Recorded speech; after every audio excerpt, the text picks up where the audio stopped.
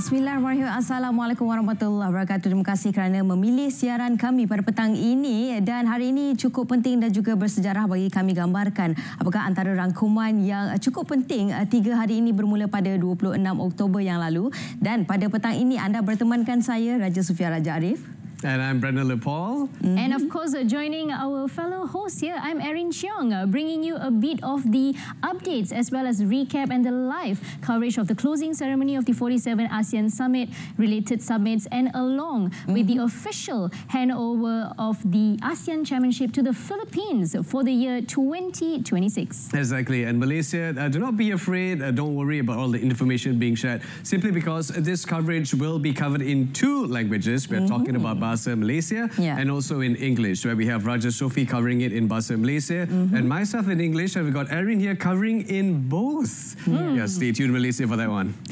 Truly. And of course, we want to also look back at some of the historic moments that Malaysia has also created in line with the 47 ASEAN Summit, one of which, of course, where Timor-Leste officially becomes the 11th member of ASEAN when they were signing the declaration back in 26th of October 2025. Now, by joining the charter, Timor-Leste actually pledges to walk in step and instilling the aspirations of its people in the spirit of the ever-growing ASEAN community. Now, once again, welcome to Timor-Leste as the 11th member of ASEAN. Beautiful, beautiful. Ya, betul. Dan saya kira itu antara perkara yang cukup bersejarah bagi Malaysia selaku pengerusi ASEAN, dan antara yang lain juga perkara yang cukup penting untuk sama-sama kita fahami apakah antara perkara yang telah pun berlaku, iaitu berkenaan dengan Perjanjian Damai Kuala Lumpur, iaitu melibatkan 2 blok ASEAN, iaitu yang pertama adalah bersama dengan Kemboja dan juga Thailand. Jadi telah pun mendapat kata sepakat untuk akhirnya pendamaian itu berlaku dan juga disaksikan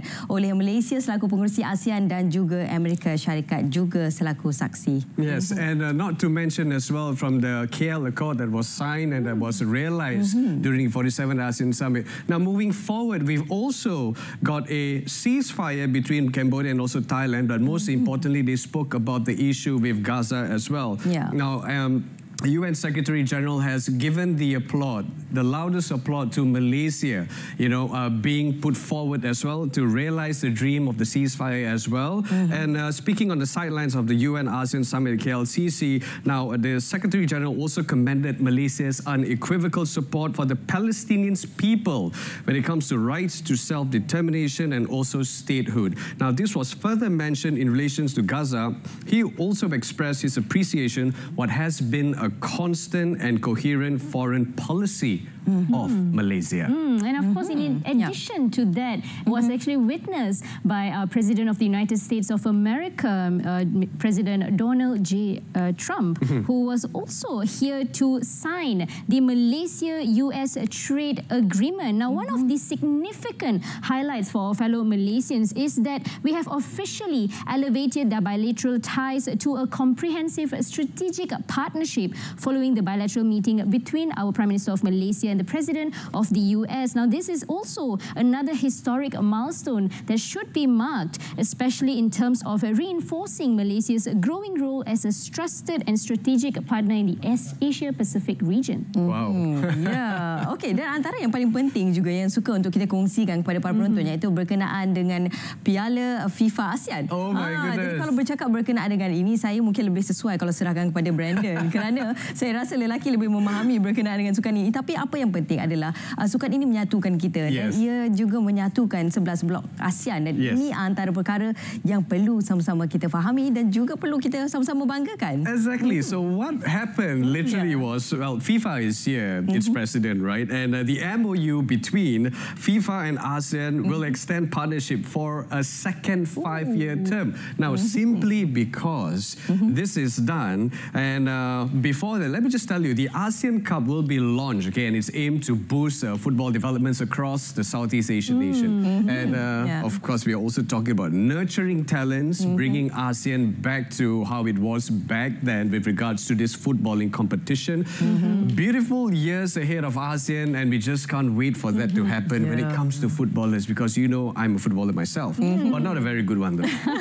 But truly speaking a little about throwbacks, here's a little recap of what went on during the 47th ASEAN Summit and related summits right here in Malaysia. Sama-sama kita saksikan.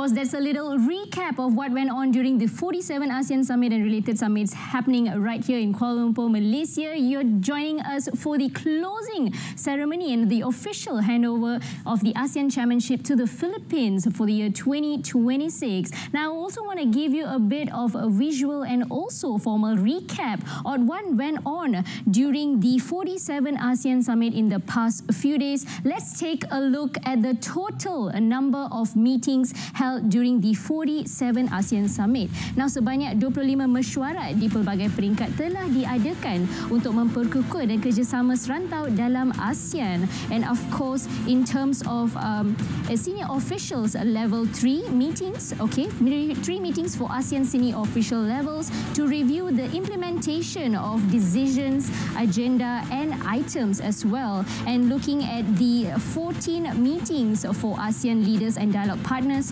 to convene and set the strategic direction of the region. Now, these are also inclusive of the separate meetings with dialogue partners, including the United States, China, Japan, South Korea, and India. And not to forget the 6 meetings to deliberate on the key issues concerning ASEAN community development within the ministerial level, including efforts to strengthen regional economic integration, drive sustainable growth, and enhance ASEAN's external relations. Nah, kita juga melihat dari sudut pandangan daripada Perdana Menteri Malaysia Yang Amat Berhormat Datuk Seri Anwar bin Ibrahim sebagai pengerusi kemuncak ASEAN ke-47. Malaysia memastikan setiap perbincangan memberi kesan yang nyata dan bermakna serta membawa kepada hasil yang pastinya dapat dilaksanakan demi manfaat rantau ini, dan ia mencerminkan komitmen Malaysia untuk menjadikan ASEAN lebih responsif, berkesan dan berorientasikan rakyat. Nah, mari kita beralih perhatian kepada apa yang terpapar di skrin seterusnya. Dan pertama sekali, saya ingin membawa kepada anda Timor Leste, info-info tentang Timor Leste, di mana Timor Leste ialah sebuah negara dengan keluasan 14,874 km persegi dan jumlah penduduk kira-kira 1.4 juta orang. Bahasa rasminya ialah Tetum dan Portugis, satu-satunya negara yang berbahasa Portugis di Asia. Bahasa Inggeris dan bahasa Indonesia juga digunakan secara meluas. Dan dari segi sektor ekonomi, tumpuan utama negara ini adalah pada minyak dan gas, pertanian serta import bahan api, beras dan beberapa barangan lain. Nah, kemasukan Timor Leste ini pastinya menjadi tambahan yang amat memanfaatkan kekuatan masing-masing, dan kita amat teruja untuk melihat perkembangan lanjut dalam kerjasama Timor Leste bersama negara-negara anggota ASEAN yang lain. Dan melihat juga seterusnya dengan perjanjian tarif timbal balas, and of course better known as the Agreement on Reciprocal Tariffs, ditandatangani bersama antara Malaysia dan Amerika Syarikat, di mana mereka bersetuju membantu satu sama lain untuk membuka pasaran dan menurunkan cukai. Dan kalau kita melihat kepada kebaikan ART kepada Malaysia, tarif cukai turun dari 25% ke 19% dan lebih 1,700 barangan Malaysia tidak akan dikenakan cukai. Dan di sini kita melihat barangan Malaysia juga lebih senang untuk memasuki Amerika Syarikat, lebih mudah dan makin canggih dan makin yakin di sektor pelaburan dengan Malaysia. Dan dari sini we will also be looking at the historic moment of Malaysia, as how I have also mentioned earlier, in which one of the highlights that we will be looking at in terms of Timor Leste officially becoming the 11th member of ASEAN, in which the signing of the declaration happened back in October 26th of 2025, and this is definitely a reflection of Timor Leste's belief in ASEAN's ideals and confidence in a shared future based on harmony, cooperation and mutual respect. And not to forget, certainly the President of United States of America, President Donald J. Trump, where he attended the 47 ASEAN Summit. Now, this is a significant moment to highlight for Malaysia, is the fact that only 2 US presidents have ever stepped foot on Malaysian soil, one of which the past President Lyndon B. Johnson in 1966 and past President Barack Obama in 2014 and 2015. And to bring you further highlights here as well, some of the KL Accords that were signed marking peace between Thailand and Cambodia in Kuala Lumpur, and this also provides the release of 18 Cambodian prisoners of war and the deployment of ASEAN observers to monitor the truce. Now, during the Prime Minister of United States visit, our Prime Minister of Malaysia has also boldly raised the issue of Gaza in terms of the peace agreement and efforts to be also brought forward in line with global peace and other regional efforts. One of which, the highlight I would also like to mention, surprising to my personal growth, would be the FIFA announcement of the ASEAN Cup witnessed by our Prime Minister during the launch ceremony. Now, this happened during the sidelines of the 47 ASEAN Summit in Kuala Lumpur, in which the FIFA President and the ASEAN Secretary General signed a renewed 5-year memorandum of understanding to deepen collaboration in football, and as well as a major highlight in unveiling of the FIFA ASEAN Cup, a brand new regional tournament involving of 11 ASEAN nations. Now, these are certainly some of the historic and significant highlights that we can actually witness in terms of the recap and what went on during the 47 ASEAN Summit and related summits happening here in Malaysia. And of course, from here, I would like to convey further, and we will be discussing further on the closing ceremony and the handing over of our ASEAN Chairmanship to the Philippines. And now, before that, we will be looking at a little package on the ASEAN 2025 theme, inclusivity and sustainability.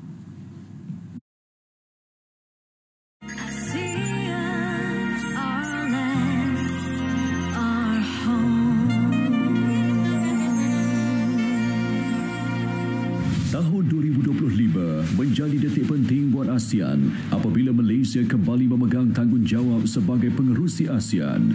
Tahun ini juga menandakan ulang tahun ke-10 penubuhan rasmi Komuniti ASEAN, simbol perpaduan serantau yang dibina atas dasar keamanan, kestabilan dan kemakmuran bersama.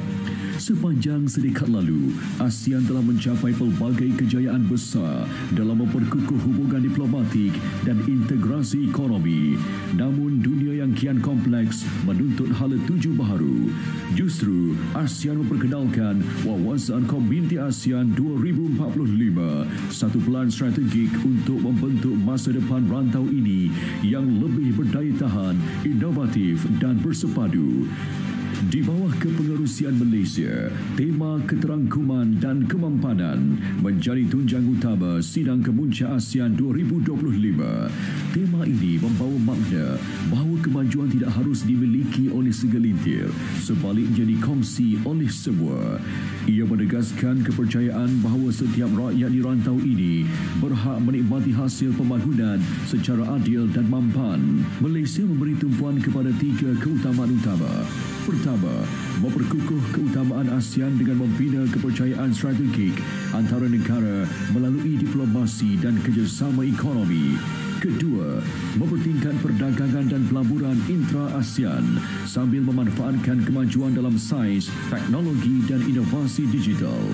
Ketiga, menjadikan nilai keterangkuman dan kemampanan sebagai teras pembinaan Komuniti ASEAN, iaitu usaha memperkecil jurang pembangunan, meningkatkan taraf hidup rakyat dan menangani cabaran perubahan iklim. Keterangkuman dan kemampanan bukan sekadar tema, ia adalah komitmen bersama untuk memastikan ASEAN terus menjadi rantau yang aman, makmur dan berorientasikan masa depan.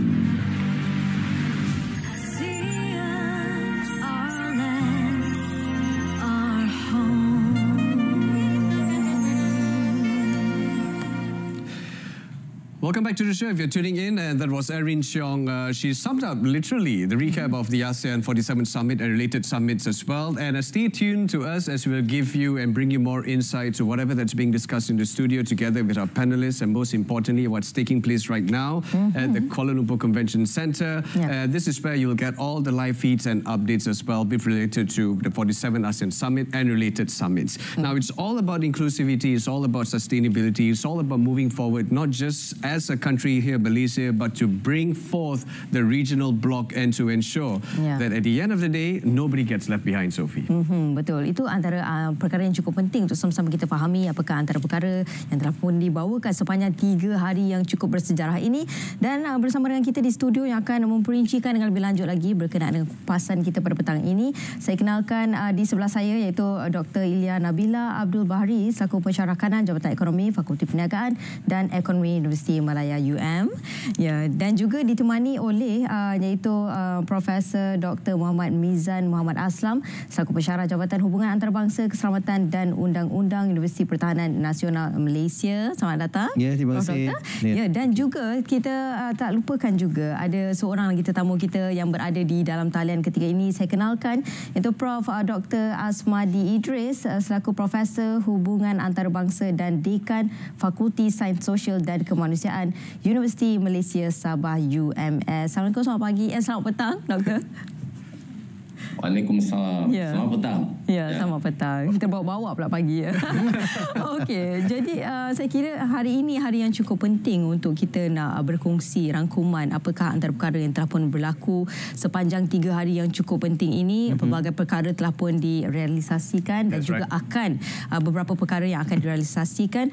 Jadi hari ini juga kita ingin fokuskan berkenaan dengan, kalau boleh saya sentuhkan juga antara perkara yang cukup penting untuk sama kita fahami adalah berkenaan dengan keselamatan, ekonomi, perdagangan, pelaburan dan sebagainya. Jadi mungkin sebagai permulaannya Dr. Ilya boleh kongsikan berkenaan dengan bagaimana sebenarnya 3 teras keselamatan yang dicadangkan oleh Perdana Menteri Thailand, iaitu berkenaan dengan kewangan digital dan keselamatan insan dapat menjadi pemacu baru kerjasama ASEAN campur 3 di tengah ketidaktentuan ekonomi global secara permulaannya.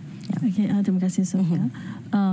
Kalau kita lihat dari segi ASEAN Plus campur 3, itu kerjasama antara ASEAN, China, Japan dan juga Korea.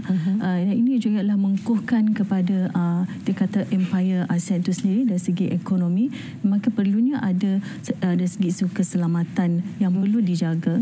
Dari segi keselamatan ekonomi dan perdagangan, dan juga kita perlu mengukuhkan empire perdagangan kepada negara-negara yang yang 3 tadi, untuk kita mendapatkan manfaat di kalangan negara-negara ASEAN dan juga kuasa-kuasa besar seperti yang 3 negara Japan, China dan juga Korea.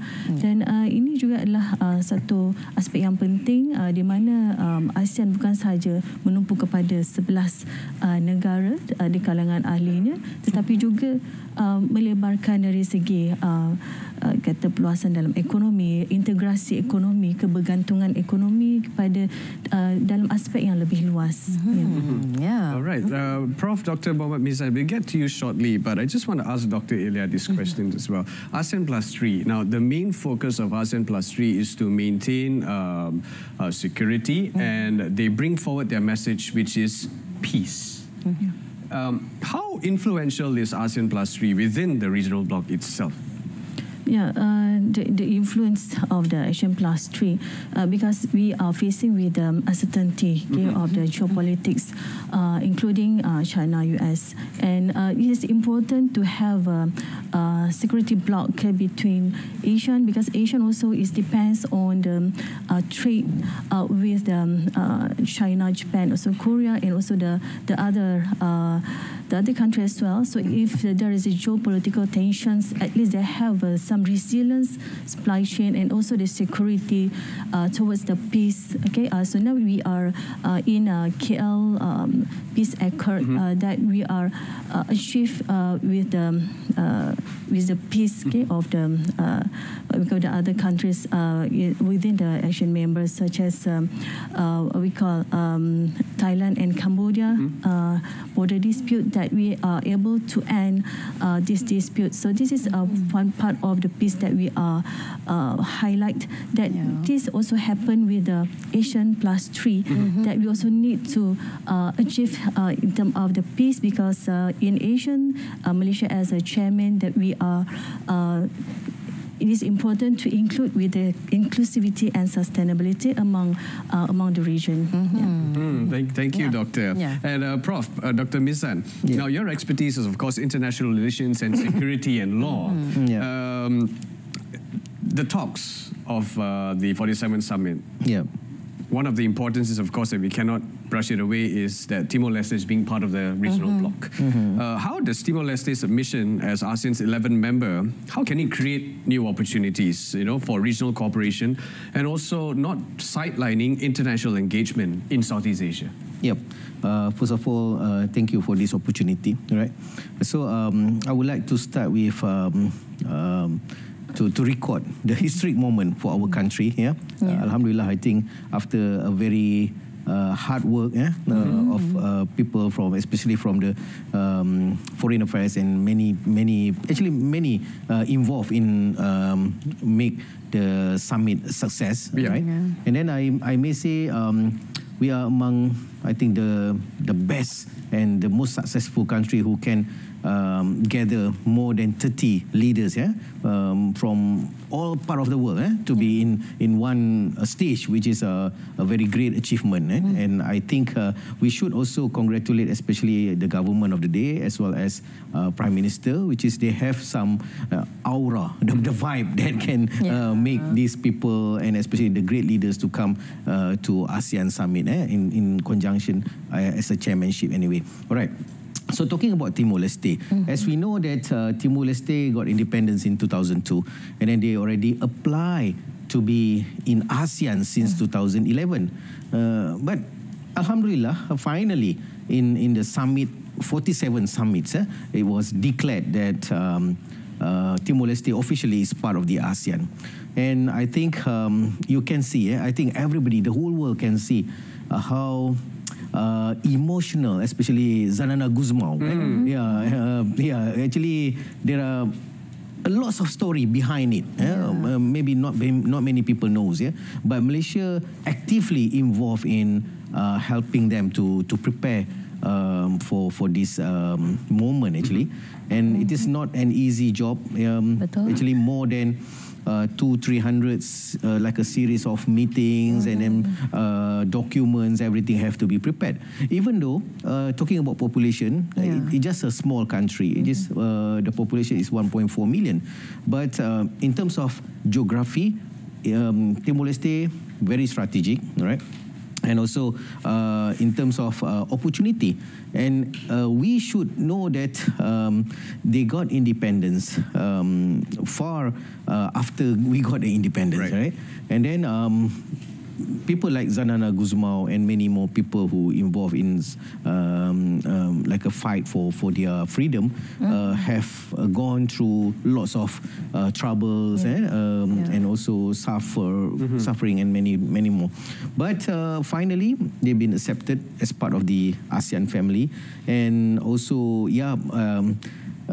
they got some oppose at the beginning, but finally everybody in consensus accept the Timor-Leste is part of us. Okay, and then opportunity, as I said, even though it is small, but don't underestimate them. Yes, right? That's right. As what we saw Singapore, we couldn't deny the history. Singapore, what they are before, but now it's completely different. So it can be for Timor-Leste as well. So the most important for me is togetherness, inclusivity, as well as sustainability. And we need them to be part of us, because we don't want, if we left them aside, so it might create a trouble later on. So we don't want like in between West and East, they are like a thorn between them. So we don't want that thing happen, especially in the ASEAN context. So that's why we want them, especially Timor-Leste, come together and they feel what we call it the ASEAN way, especially in dealing with conflicts, all those things. And then, we have to help them to achieve the prosperity as well as the peace for this region. I totally like what Prof mentioned, Sophie. It's not so much that they need us, but we need them too. You're right, absolutely. Keperluan dan kebersamaan itu sangat penting sebenarnya kan. Baik, dan seterusnya kita bersama dengan Prof Dr. Asmadi. Bila bercakap berkenaan dengan perkara ini, antara perkara yang cukup penting iaitu aspek pendidikan juga cukup penting untuk sama-sama kita faham berkenaan dengan perkara ini. Ekonomi dan pendidikan perlu seiring juga. Jadi dari aspek pendidikan juga kita kalau boleh apa yang ingin kita bawakan adalah aspek pendidikan itu kebersamaan dan juga bagaimana apa yang telah pun berlaku seperti mana yang kita tahu Malaysia juga ketengahkan berkenaan dengan Tibet dan juga apa antara mungkin langkah yang boleh dilakukan untuk memastikan pendidikan di blok-blok ASEAN ini adalah sama taraf ataupun mungkin tak ada yang ketinggalan dalam aspek pendidikan. Doktor, silakan. Bismillahirrahmanirrahim. Terima kasih tim kerana meliput ke persidangan closing Putih Saban ASEAN Summit. Soalan yang diajukan sangat menarik, iaitu kita melihat bagaimana ASEAN ini boleh meningkatkan tahap pendidikan di rantau Asia Tenggara. Kita melihat bahawa keadaan situasi terutamanya di peringkat pengajian tinggi, apabila ranking diperkenalkan, maka universiti-universiti di seluruh dunia termasuklah rantau Asia Tenggara dalam konteks ini ASEAN berlumba-lumba bersaing antara satu sama lain. Jadi dalam konteks ini apabila kita berada dalam ASEAN, sudah semestinya salah satu elemen pendidikan itu kita perlu tingkatkan. Maknanya dalam hal ini ASEAN tidak boleh menyepikan diri daripada persaingan-persaingan yang ada. Jadi dalam tema yang diwacanakan oleh kepimpinan ataupun kepengurusian Malaysia sebagai pengurusi ASEAN, iaitu inclusivity, sustainability, saya rasa sudah sampai masanya. Saya rasa universiti-universiti ASEAN ini di seluruh ASEAN ini cuba mencari satu platform supaya bekerjasama dengan lebih rapat, kerana apabila usaha di peringkat pertama di peringkat universiti, maka akan terhasillah satu penyelidikan yang akan menghasilkan hasil-hasil yang lebih berkualiti. Dan kata lain, kerajaan-kerajaan ASEAN kalau boleh pada ketika ini ditambah lagi dengan kemasukan Timor Leste, kalau boleh cuba meningkatkan perbelanjaan dalam sektor R&D, Research and Development, kerana di sinilah lahirnya nanti akan mengangkat melalui pendidikan tadi, penyelidikan rantau ASEAN ini menjadi negara-negara yang berpendapatan tinggi, middle high income country. Saya rasa ini yang perlu ditekankan dalam konteks pendidikan. Dan saya tadi sangat gembira juga apabila diumumkan ada ASEAN Cup. Ini pun walaupun dalam konteks sukan bola, tapi dia boleh diterjemahkan dalam konteks pendidikan serantau. Betul? Setuju? Baik, terima kasih Doktor di atas jawapan tersebut. Saya kira aspek pendidikan itu luas sebenarnya, Brandon. Dia bukan tertumpu kepada pendidikan sahaja, tetapi banyak aspek yang boleh kita ketengahkan, dan juga banyak sebenarnya pendidikan ni banyak caranya untuk kita sampaikan, khususnya bagi generasi yang akan datang dan juga generasi penerus. Dan seterusnya kita akan bersama dengan rakan kami di Pusat Konvensyen Kuala Lumpur ketika ini untuk memberikan gambaran apakah sedang berlaku di sana. Jadi tanpa buang masa, kita bersama dengan rakan kami Setia. Silakan.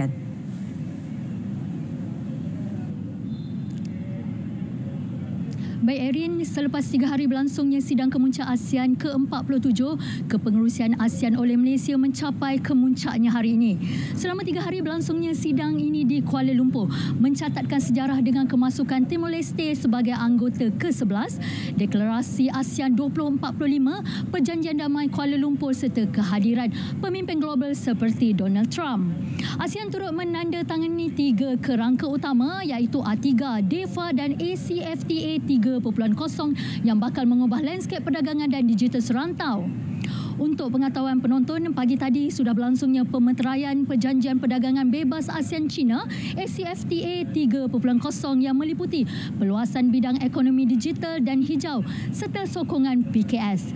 Sesi juga diteruskan dengan sidang kemuncak ASEAN-China ke-28 yang dipengerusikan oleh Yang Amat Berhormat Perdana Menteri Datuk Seri Anwar Ibrahim. Menerusi hantaran media sosialnya baru-baru ini, turut diadakan pertemuan dua hala antara Malaysia dan China. Beliau menyifatkan pertemuan itu menandakan kesinambungan persahabatan erat antara kedua-dua negara yang berasaskan kepercayaan dan saling menghormati sekaligus menjadi simbol kestabilan serantau. Dalam hantaran sama, beliau berkata Malaysia juga mengalung-alungkan pelaburan berterusan syarikat-syarikat China dalam bidang digital dan semikonduktor dan teknologi hijau seiring aspirasi negara untuk menjadi hub inovasi utama ASEAN. Selain itu, turut berlangsungnya sidang kemuncak peringatan ASEAN New Zealand yang juga signifikan kerana tahun ini menandakan ulang tahun ke-50 hubungan diplomatik antara ASEAN dan New Zealand. Antara yang dibincangkan, cara untuk meningkatkan kolaborasi dalam isu-isu serantau serta global yang menjadi kepentingan bersama. Untuk maklumat, ketika ini sedang berlangsungnya sidang kemuncak ASEAN Australia ke-5 yang dijangka membincangkan hala tuju baru kerjasama keselamatan dan pembangunan mampan. Sudah pastinya agenda kemuncak yang dinanti-nantikan hari ini ialah majlis penutupan sidang kemuncak ASEAN ke-47 dan sidang-sidang berkaitan serta penyerahan rasmi pengerusi ASEAN kepada Filipina yang akan mengambil alih tampuk kepengerusiannya bermula 1 Januari 2026. Tentunya kita juga menantikan apakah hasil mesyuarat pada hari ini. Justru satu sidang media dijadualkan berlangsung sekitar jam 4.30 petang ini oleh Yang Amat Berhormat Perdana Menteri Datuk Seri Anwar Ibrahim selaku pengerusi ASEAN 2025. Baiklah, saya kira itu saja yang dapat saya kongsikan di Kuala Lumpur Convention Center ini. Kita kembali kepada Erin di Angkasa Puri. Silakan Erin. Thank you for the report down at the Kuala Lumpur Convention Centre. Now, certainly, this is of course in line with the closing ceremony of the 47 ASEAN Summit and related summits, as well as the official handover of the ASEAN Chairmanship to the Philippines for the year 2026. Now, I do want to direct my question to some of our guests here in the studio, particularly Dr. Eliana Bila. Perhaps you can also share in terms of the key achievements of Malaysia's ASEAN Chairmanship in 2025 and how do they contribute to the region's long-term development? Because in this sense, we have focused on the initiatives on inclusivity, sustainability, marking a significant milestone to the bloc's history, including the adaptation of the ASEAN Community 2045 vision. So in that sense, what are the key notable achievements of Malaysia that will also bridge as an example for the upcoming ASEAN Championships? Okay, thank you, Erin. In our current 47 ASEAN Summit, that we achieve a few, we can say that's a success of ASEAN. So one of it, with it, we are receiving the 11 members, which is Timor-Leste, to the inclusivity, new members in the ASEAN, and which is we are focusing on the inclusivity regardless of the different level of the development, economic development of that particular country. And another that we can see that the success of ASEAN, that Malaysia also received what we call as the agreement of the reciprocal trade reciprocal agreement between Malaysia and US, that we are able to export some of the mineral elements and mineral items to US at a certain amount, and also we are US also can able to export some certain dairy products or non-dairy products to Malaysia. And this and another thing is on the reduction of tariff from 25% to 19%. So this is also one of the achievement of ASEAN, that we can see for the tariff exemption also is is cover for more than 1,700 items. That this is give benefits to Malaysia, whereby our products can be relatively more cheaper. So this give benefits to our domestic markets as well. And so this is what can see some of the achievement of the where Malaysia as a chairman of the Asian this time around. And another things which is Malaysia is brave to voice out about the peace, can say the Gaza peace plan in front of the Trump, President Trump. So this is very can say Malaysia stand have a, which is have a stand of the increase the peace among members all the way all over the world, not only in Asian, but is look into the wider context, not only cover on the Asian protection, but also this also called as a peace and humanitarian. So this also that influence what we call the world attractions. Okay, look into Malaysia how we conduct this Asian summit and bring and voice out what is the important issues, not only Asian, also all around the world, and including the KL Accord, KL Peace Accord that ended the Thailand and Cambodia cross-border dispute. So this is many others, among others, success of Asian that this time around that actually we already achieved 69 decision that consensus among Asian members. Dan Prof. Dr. Mizan, jadi bila kita bercakap berkenaan dengan perjanjian damai Kuala Lumpur yang telah pun berlaku, dan ini merupakan satu kejayaan yang patut kita banggakan kerana saya kira bukan mudah untuk merealisasikan perkara tersebut, kata sepakat yang perlu dicapai dan sebagainya. Jadi itu telah pun berlaku dan satu perkara yang menjadi sejarah dan patut dibanggakan khususnya ketika Malaysia selaku pengerusi ASEAN bagi tahun ini. Terima kasih Raja.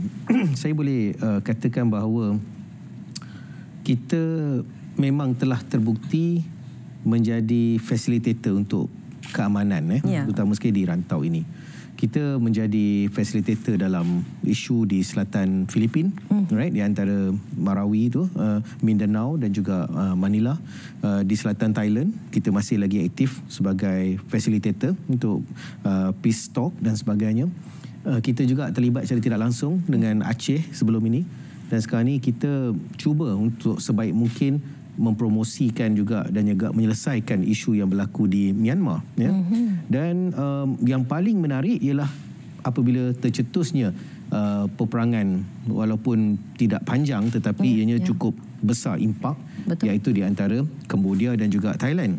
Dan kita bernasib baik juga sebenarnya sebab tepat pada masanya dan di tahun yang kita menjadi pengerusi ini, dan juga kesediaan kedua-dua belah pihak, iaitu Anutin daripada Thailand dan juga Hun Manet daripada Cambodia untuk bersetuju dengan permintaan perjanjian damai, datang berbincang dan sebagainya. Dan pemain utama sebenarnya adalah Yang Amat Berhormat Perdana Menteri kita sebagai pengerusi ASEAN telah berhubung terus dengan kedua-dua pemimpin, sebab kita melihat sebenarnya kalau isu ini tidak diselesaikan dengan cepat, dengan baik, maka dia akan membawa impak yang sangat negatif.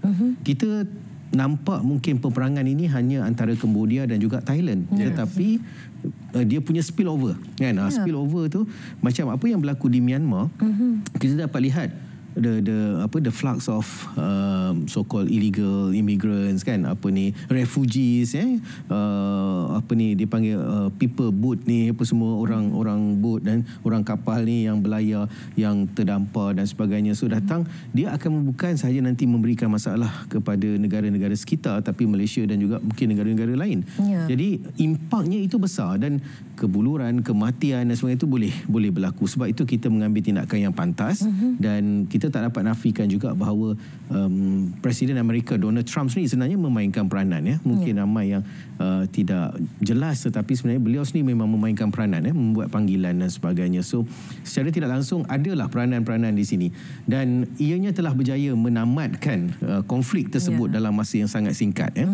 Dan kita dapat lihat juga inilah yang satu perkara Brandon juga untuk kita faham bahawa kita ni, Malaysia ni, kita bukan dominan, tetapi kita very influential hari ini.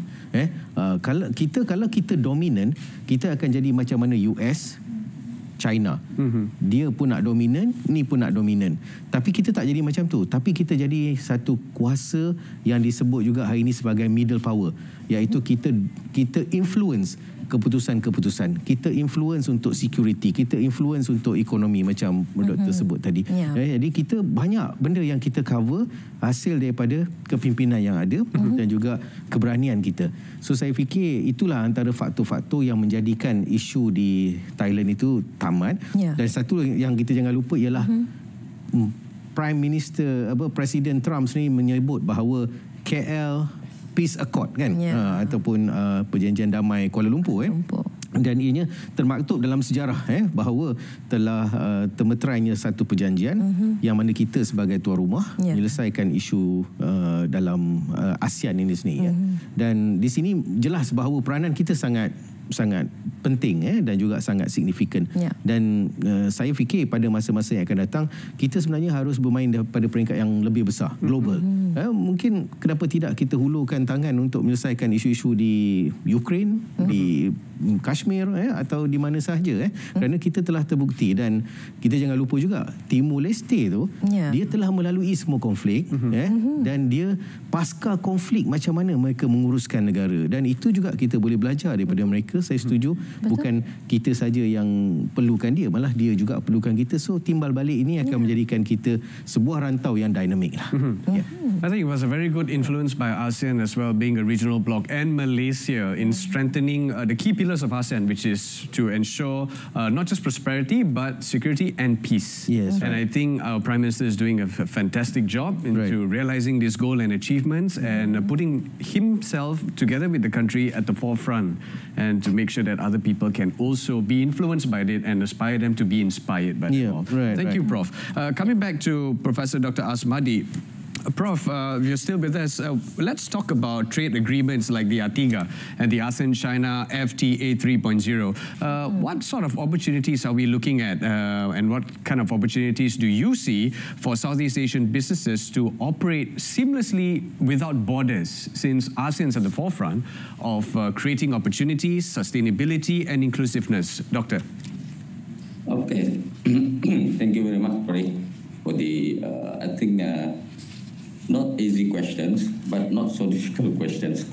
Okay, and currently, not only ASEAN, there are other regions also now rapidly forming regional economic integrations. I think because of the Ukraine-Russia war, there's a global political instability around us. And then don't forget about the China-Taiwan tensions, and also included the recent ceasefire. Hopefully it will last between Hamas and Israel. So concern about the ATIGA, of course, it is a very good framework for regional cooperations that will include the ASEAN as the main player in the Southeast Asia, as well as will include China and other countries. Okay, the purpose, of course, is to try to eliminate or reduce tariff or any trade barriers between members of the ASEAN that will guarantee the free flow of the movement of the goods, commodities among the ASEAN countries. Because, of course, it will stimulate the economy, especially from Malaysian side as well as other countries. But don't forget, once we form regional integrations, don't forget about the strengthening other global or international economic bloc. Because so far we have a few economic bloc, for instance, European Union. Don't forget about the RCEP, Regional Comprehensive Economic Partnership, which is also include ASEAN in that economic bloc. So all these regional economic groupings will provide a platform for economic interactions, bigger markets, access for the goods, as well as for other products from the outside ASEAN. So I think it is the best step forward for ASEAN, especially on the 47 ASEAN Summit, on the themes of the sustainability and inclusivity. And then Malaysia, I think, looking forward, always looking forward, especially after the, the trade agreement between, reciprocal trade agreement between Malaysia and US. That will also, I think, will stimulate our economy in ASEAN members. Yeah. Thank you. Thank you, Prof. Yeah. Okey, baik, dan kita nak teruskan bersama dengan Dr. Ilya. Berkenaan dengan perkara ini juga, ACFTA perjanjian 3.0 perjanjian ini, seperti mana yang kita ketahui, ia adalah merupakan perjanjian yang telah pun diperbarui. Dan juga apa antara perkara yang cukup penting untuk kita fahami perkara ini antara hubungan ASEAN, blok ASEAN dan juga China yang perlu untuk sama-sama kita fahami dengan lebih mendalam lagi. Okey. Kalau kita lihat dari segi ACFTA 3.0 ialah asalnya, kalau tengok pada sejarahnya, ialah rintitan daripada global financial crisis. Itu idea bermula daripada tahun 2009 dan pelaksanaan pada 2010. Dan kalau kita lihat, China adalah salah satu kata-kata kuasa ekonomi yang dominan, di mana dalam idea ini pada asalnya ialah kita melihat ke arah penghapusan lebih 90% tarif pada 90% produk pada tahun 2010. Dan pada ASEAN kali ini kita melihat pembaharuan, kita kata ACFTA 3.0, kita upgrade pada agreement yang sedia ada dengan mengambil kira kita kata non-traditional element seperti digital economy, green economy, dan dalam kita kata selari dalam ACFTA 3.0 ini kita juga ada penggubalan dari segi agreement DEFA, iaitu Digital Economy Framework Agreement, yang mana yang merangkumi aspek dari segi perdagangan digital, begitu juga dari segi e-dagang, dan juga dari segi cyber security juga, dan pelbagai lagi aspek yang dilihat untuk memperkuatkan digital economy. Dan dijangka DEFA ni dimeterai perjanjian pada tahun hadapan. Dan begitu juga kita ada green, kata ada dari segi inisiatif hijau, kita kata mana dari segi aspek green economy itu sendiri, kita ada satu inisiatif ke arah negara-negara yang di mana negara ASEAN ini sekurang-kurangnya 10 juta pokok sekurang-kurangnya ditanam di kalangan dengan negara ASEAN. Itu di dalam inisiatif hijau tadi, dalam ASEAN inisiatif hijau. Dan ini juga adalah selari dengan ACFTA yang telah diperbaharui, dia berserta dengan kata perjanjian-perjanjian yang lain, kata selari untuk melaksanakan perjanjian ini. Itu dia berkenaan dengan ACFTA 3.0 yang telah pun dimeterai.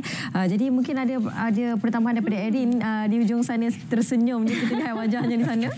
Ya, betul. Sebenarnya saya ingin mentujukan soalan ni kepada Prof. Dr. Muhammad Mizan, selaku of course from the National Defence University of Malaysia.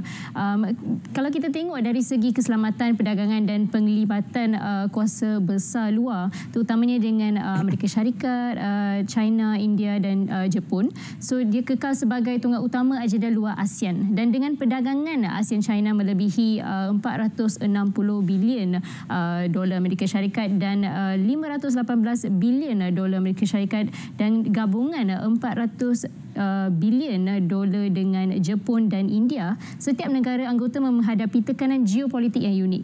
Dan bagaimana dari sini kita boleh menampakkan ASEAN boleh mengekalkan sentraliti dan kesatuan sebagai blok serantau yang bersatu sambil menyeimbangkan hubungan dua hala dan kepentingan strategik yang pelbagai ini. Terima kasih Erin. So saya boleh mulakan perbincangan inilah dengan melihat kepada potensial ASEAN sebab memang diunjurkan pada tahun 2030, which is tak lama lagi lah, lebih kurang 5 tahun akan datang, kita akan berada pada blok keempat daripada sudut perkembangan GDP dan sebagainya. So dan kemudian population kita yang mencecah 700 juta sekarang ini, jumlah ni sangat signifikan lah dan juga pasaran yang besar.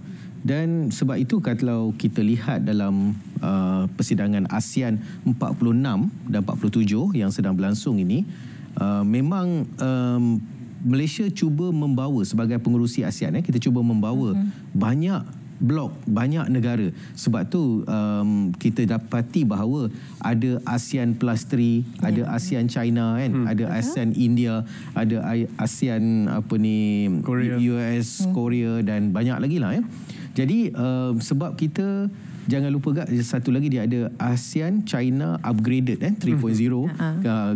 Dia macam facelift lah kan. Dia ubah-ubah sikit kan. Kemudian kita juga ada dengan US of course dan GCC juga Cuma kali ni kita tak libatkan GCC, tapi yang ke-46 tempoh hari memang kita ada special delegates daripada negara-negara teluk sebab apa? Kalau kita lihat sekarang ni negara teluk, contoh saya bagi satu situasi kat sini, mereka melihat Malaysia, Brunei atau Indonesia kerana persamaan daripada segi agama, budaya sedikit menjadikan lebih selesa. Tetapi Yang Amat Berhormat Perdana Menteri sebagai pengerusi ASEAN cuba melebarkan lagi supaya GCC juga melihat potensial negara-negara lain seperti Filipina, Laos, Cambodia dan sebagainya. So ini akan menjadikan lebih banyak pelaburan boleh dialirkan ke rantau ini Dan kemudian kalau kita dapati dalam persidangan yang sedang berlangsung yang berakhir pada hari ini, kita dapat lihat juga banyak perjanjian dimeterai dan sebagainya. Jadi ini semua nak menunjukkan bahawa kita ini sebenarnya adalah satu rantau ataupun satu blok yang dinamakan ASEAN yang sangat berpotensi tinggi. Dan saya bila bercakap tentang keselamatan Arin, saya masih ingat ketika George Bush melancarkan apa yang dipanggil sebagai Global War on Terrorism. So masa tu juga beliau menyatakan bahawa ASEAN ini, Southeast Asia particularly, dia kata adalah the second front of Global War on Terrorism dan kita dapati ianya telah berubah pada masa dahulu rantau ini dianggap sangat fragile, sangat bahaya, tetapi hari ini menjadi sangat strategik terutama sekali daripada segi perdagangan dan juga pelaburan. Malah kalau kita lihat lagi Malaysia particularly daripada segi geografinya kita berada di antara timur dan barat sedangkan daripada zaman Melaka dulu pun kalau kita ingat macam mana Malaysia ni menjadi penghubung menggunakan bahasa lingua franca, ada banjaran titiwangsa menghalang laluan angin daripada monsun dan sebagainya itu, sehingga hari ini masih lagi relevan. Dan hari ini malah kita punya industri terutama sekali berkait dengan chips microchip, terutama kita punya hub di Penang itu sangat signifikan, sehingga kan US sendiri pun maknanya perlu juga jaga kita sebab kita punya production chips ini adalah antara yang terbesar di dunia dan menjadi sesuatu yang sangat-sangat diperlukan. Dan ramai sebenarnya yang cuba macam memperolok-olokkan kehadiran Trump, tapi kita harus menyetujui bahawa dalam masa yang dah cukup lama sehingga ke hari ini US adalah rakan dagang kita yang paling besar. Dan kita juga maknanya sentiasa mempunyai sahabat yang baik daripada barat, tetapi juga kita tidak melupakan daripada timur.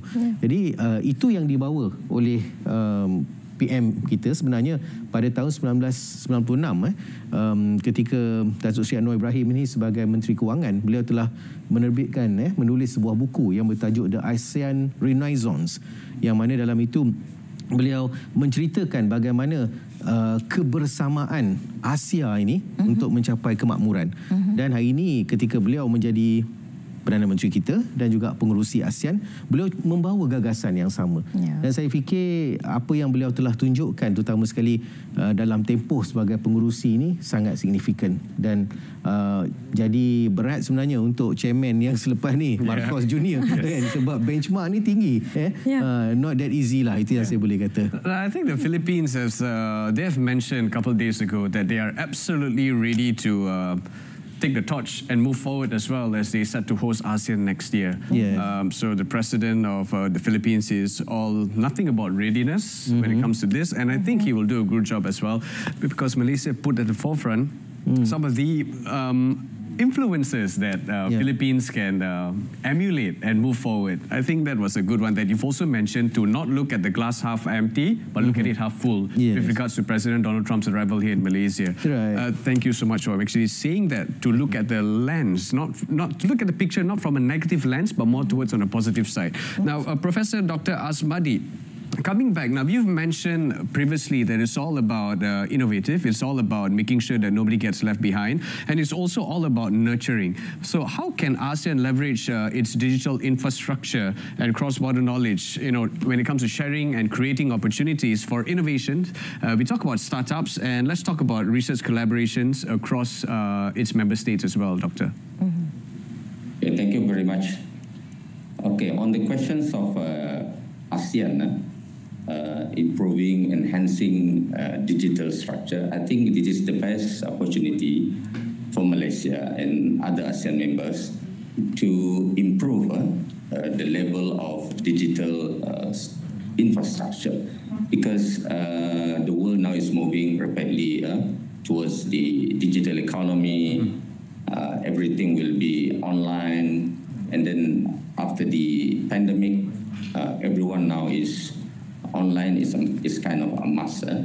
So, but we should also realize that ASEAN countries, they are still gap in terms of digital development. We know, for instance, Singapore to be one of the advanced digital economy.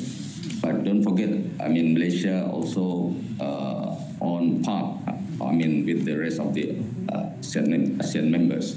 But there are still a few countries, like we have to admit that, for instance, Timor-Leste, still in terms of category, it could be kind of a bit struggling to match with the other ASEAN advanced economy.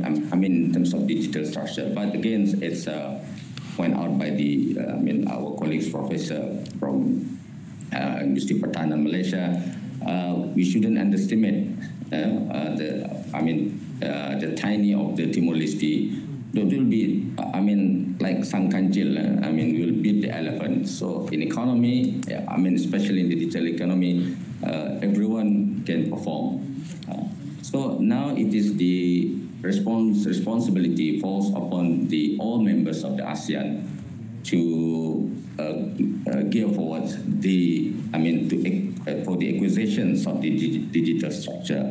Just to venture into other great technology, for instance, and what we call it now, circular economy, right? Circular economy. Reuse, refine, recycle everything, but within the digital infrastructure. So again, I think being members of the ASEAN, I feel confident that Malaysia and ASEAN, we can achieve a great economy, forge greater integrations, because without close and what we call strong, solid collaboration between ASEAN members, we can achieve what we have been playing for so long, including the digital structure. So again, there's opportunity, and there's always weaknesses that we need to admit. So on that note, I think it is up to ASEAN to leverage all that we have, and then on the theme of the inclusivity, sustainability, digital infrastructure, I think that's one of the elements that ASEAN must focus on. Yeah, thank you.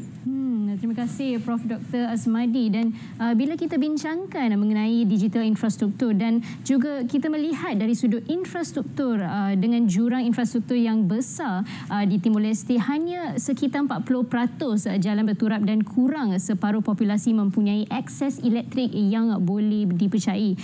Ketidakseimbangan pembangunan jelas kelihatan di situ. Dan bagaimana pula Prof. Dr. Elia Nabila, bagaimana pula kalau kita ingin melihat bagaimana ASEAN sebagai komuniti serantau dapat memberikan sokongan yang lebih bermakna di luar penglibatan simbolik melalui pelaburan infrastruktur yang disasarkan, kesaling hubungan digital dan pembangunan modal insan dan bimbingan institusi untuk membantu Timor Leste berintegrasi secara efektif ke dalam komuniti ekonomi ASEAN. Okey, kalau kita lihat di kalangan negara ASEAN itu sendiri terdapat kepelbagaian dari segi kapasiti ekonominya, dari segi kapasiti sumbernya adalah berbeza. Dan memandangkan Timor Leste kita kata negara yang baru merdeka berbanding dengan negara-negara ASEAN yang lain, dan kita perlu membantu Timor Leste dari segi sokongan, dari segi modal insan, pendidikan, dan juga dari segi pelaburan, ya, dan di mana dengan adanya ASEAN ini, penglibatan penyertaan Timor Leste terhadap ASEAN dijangka dapat membantu membangunkan ekonomi dan mengukuhkan ekonomi di Timor Leste. Dengan adanya kata-kata kerjasama serantau ini diharapkan, dan juga ASEAN bergabung dengan ASEAN Plus 3 dan juga ASEAN China dan pelbagai lagi, dan ini dijangka dengan adanya saluran penyertaan Timor Leste kepada ASEAN ini, dijangka Timor Leste dapat membangun dengan meluaskan pasaran kepada negara seperti China, dan juga untuk memastikan kata pasaran global tu dapat ditembusi, dan untuk membantu Timor Leste dari segi kitaran ekonomi itu sendiri. Dan ini juga begitu dengan digital ekonomi, perlu membantu Timor Leste dari segi pembangunan digital untuk ketersampaian maklumat, dan itu juga dari segi integrasi ekonomi yang saling kebergantungan, dan perlu membuka ruang-ruang kata perdagangan kepada Timor Leste untuk mereka kata survive dalam memastikan menuju kepada tahap ekonomi yang sama rata dengan negara yang lain. Walaupun negara kecil, kalau kita lihat Singapura juga negara yang kecil, tetapi dia adalah negara maju. Jadi bagaimana negara kecil ini boleh sama bergerak ataupun berlari untuk memastikan mencapai tahap ekonomi yang lebih baik, seperti bukan sahaja disebabkan keadaan faktor geografi, lokasi yang kecil, tetapi juga untuk meningkatkan kapasiti ekonomi dengan membangunkan modal insan, pelaburan dan pelbagai lagi. Dan menyentuh berkenaan perkara itu juga, Doktor. Jadi dari segi aspek ekonomi hijau itu sendiri, kalau kita lihat blok ASEAN itu sendiri, jurangnya dapat kita sama-sama memperlihatkan. Jadi bagaimana untuk memastikan supaya jurang itu tidaklah ketinggalan jauh, seperti mana pegangan kita, iaitu tiada siapa yang ditinggalkan ataupun tiada siapa yang ketinggalan. Jadi bagaimana untuk memastikan supaya ASEAN ini berdiri sama tinggi, duduk sama rendah? Kalau aspek ekonomi hijau ni juga memerlukan pelaburan. Betul. The green investment, kalau di Malaysia kita ada green investment initiative, di mana ia perlu melihat kepada kekuatan institusi seperti di Timor Leste juga, dan kapasiti ini bagaimana mereka perlunya ada menubuhkan satu institusi yang bergerak untuk selari dengan pembangunan ASEAN ke arah ASEAN Economic Community.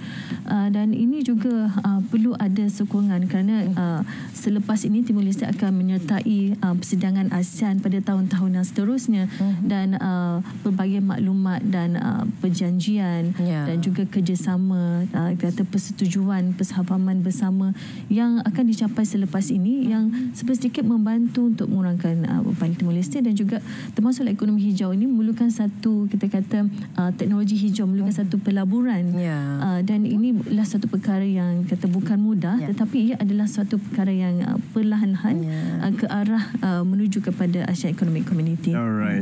Thank you so much, Dr. Ilya, for your insights right there. And now we're going to cross over live to KLCC, where we'll bring to you right now the closing ceremony of the 47th ASEAN Summit and related summits as well, with the arrival of Prime Minister of Malaysia.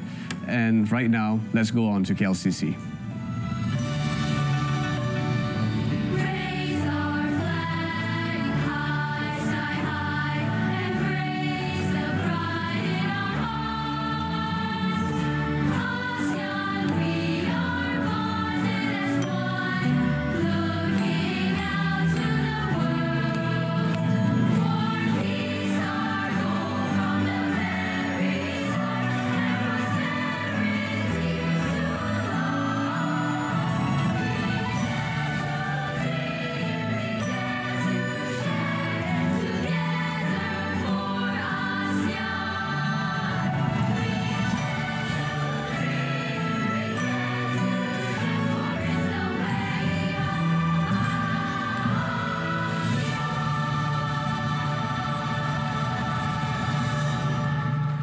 The ASEAN Way, ladies and gentlemen, please be seated. For your information, these talented kids are from the Chempaka International School. They were crowned the gold medalists at the World Choral Cup in Spain last year, and just earlier this month, they bagged the championship title in the children's choir category at the African Asia Pacific Choir Games in Mauritius. Congratulations to our lovely singers. Thank you.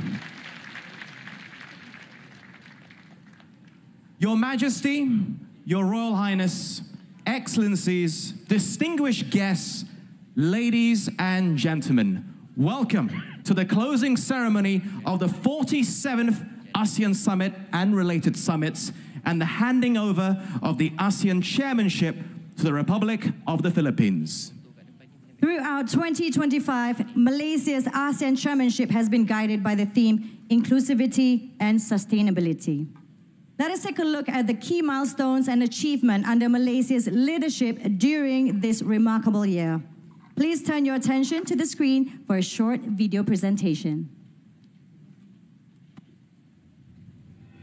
2025 has been a year of turning points, a time of geopolitical shifts, economic realignment, and rapid technological change. Through it all, Malaysia has steered ASEAN with conviction and purpose. We have drawn the region closer and carried it forward. At this defining moment, ASEAN has stood firm, stronger as one. At the heart of Malaysia's chairmanship lies the theme inclusivity and sustainability. It is about forging a community where every voice soars and no one is left behind, where we secure the long-term well-being of our peoples. Together, we have built new partnerships, deepened those that endure, and kept ASEAN's centrality as our compass. We have sown the seeds of a lasting legacy with ASEAN 2045, our shared future, a strategic vision for future generations. This has been a year of significance, defined by progress and purpose. Through quiet resolve, we have bridged divides and fostered dialogue. We have reinforced ASEAN's place as the cornerstone of regional architecture. We opened a new chapter by admitting Timor-Leste as ASEAN's 11th member. This reaffirms our founding vision for a united, cohesive, and forward-looking Southeast Asia. We have advanced ASEAN's geo-economic agenda by reinforcing our single market and deepening ties with key partners, supercharging our path towards becoming the world's fourth largest economy by 2030. We continue to press ahead on vital fronts, building climate resilience, deepening our digital economy, and connecting the energy grid.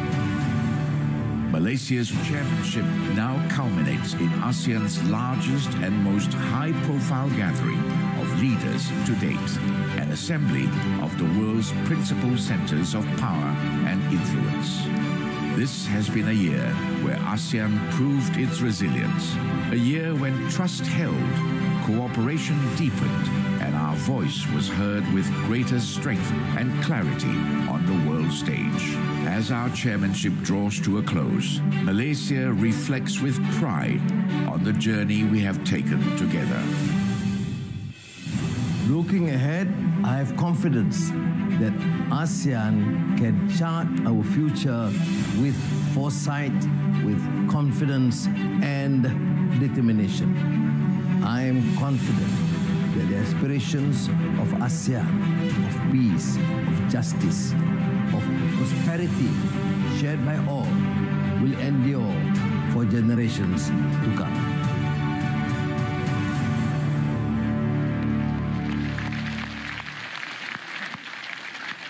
Your Majesty, Your Royal Highness, Excellencies, distinguished guests, ladies and gentlemen, it is now our honor to invite the Honorable Dato Sri Anwar Ibrahim, Prime Minister of Malaysia and Chair of ASEAN 2025, to deliver his closing remarks.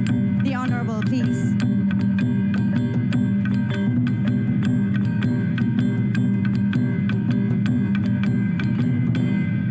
Assalamualaikum warahmatullahi wabarakatuh dan salam sejahtera. Berduli Yang Maha Mulia Tuanku Sultan, Ketua Negara, rakan-rakan saya muliakan, satu penghormatan luar biasa kepada negara Malaysia tercinta untuk menakhaudai ASEAN 2025. Pada hari ini kita akan labuh tabir untuk tahun ini. Dan tahun depan, rakan saya, Presiden Ferdinand Marcos Jr. akan mengambil alih. Your Highness, leaders of ASEAN, Excellencies, ladies and gentlemen, oh, what a relief. We have come to the close of the 47th ASEAN Summit and related summits.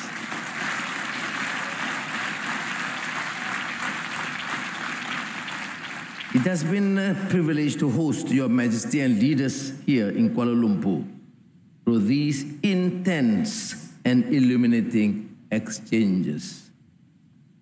In today's world, where constancy is a rare virtue, Shakespeare warns us against being passion's slave and urges us that we should be governed by reason, to be steadfast amid the stirrings and frenzies of the hour. That must be ASEAN's way if we are to endure. We also take quiet satisfaction in seeing conversations unfold among partners and powers beyond these walls. We revived dialogues, built new bridges, and proved that ASEAN's machinery, when guided by patience and reason, still works. We recognize that no chairmanship, not even a generation, can right every wrong. Some crises will persist. Some lives remain shadowed by fear and want. Yet history seldom leaps. It bends slowly through the will, labor, and sheer stubbornness of those who refuse to despair. I salute you, leaders, because you refuse to despair.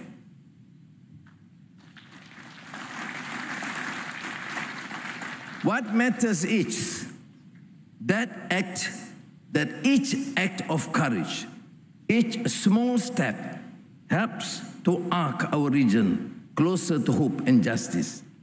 I therefore thank again, from the bottom of my heart, to every member state, our dialogue partners, and the ASEAN Secretariat, Dr. Kao, for their perseverance, patience, and cooperation.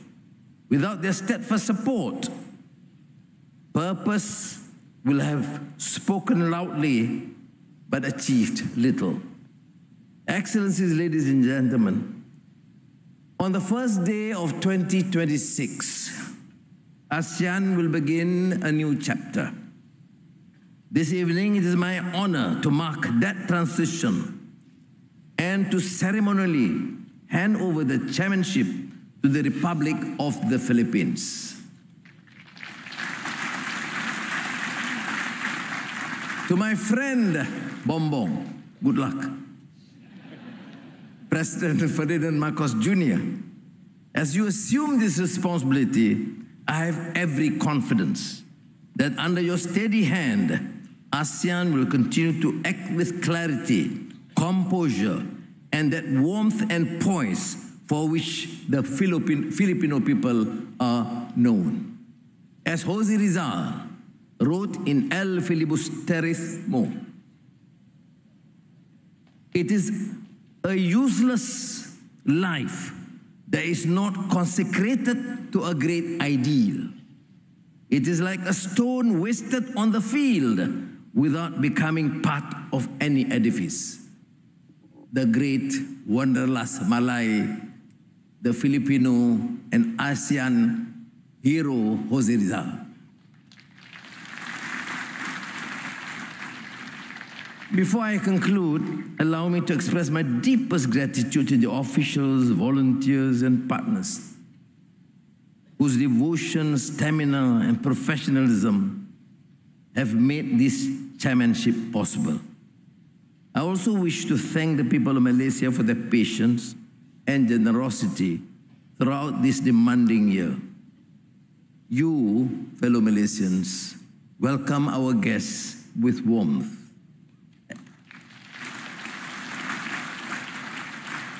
Adapted to every disruption,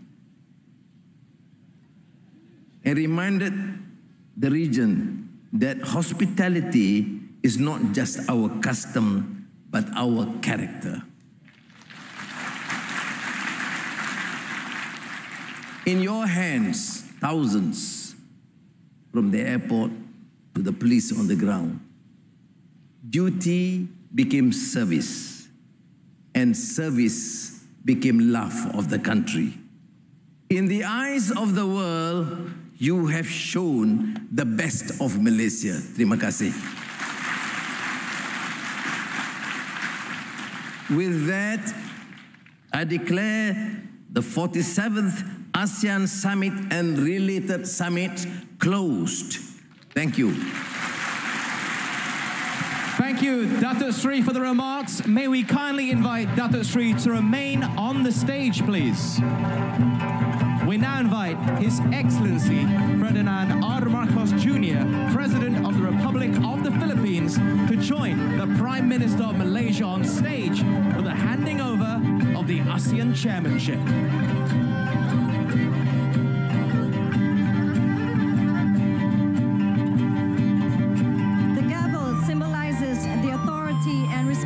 Of the ASEAN Chairmanship, a commitment to unity, cooperation, and shared prosperity among all ASEAN member states. Let us now witness the handing over of the ASEAN Chairmanship from Malaysia to the Republic of the Philippines.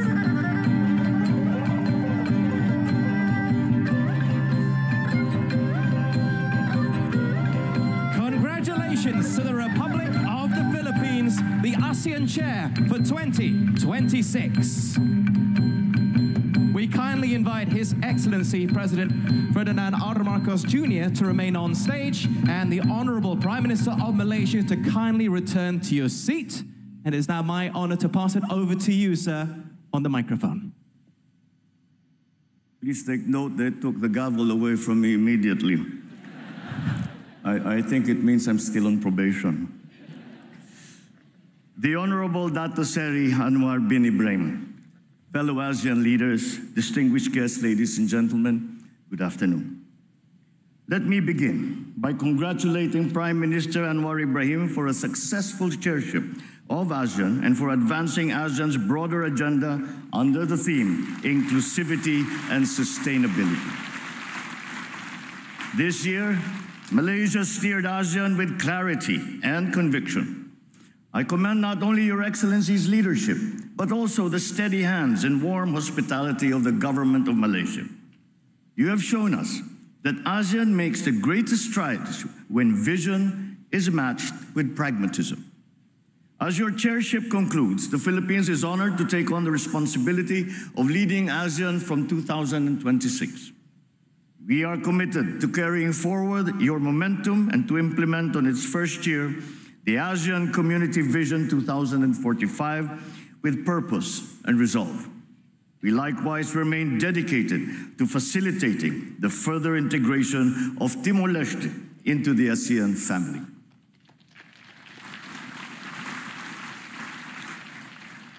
I also wish to recognize the indispensable role of the ASEAN Secretariat.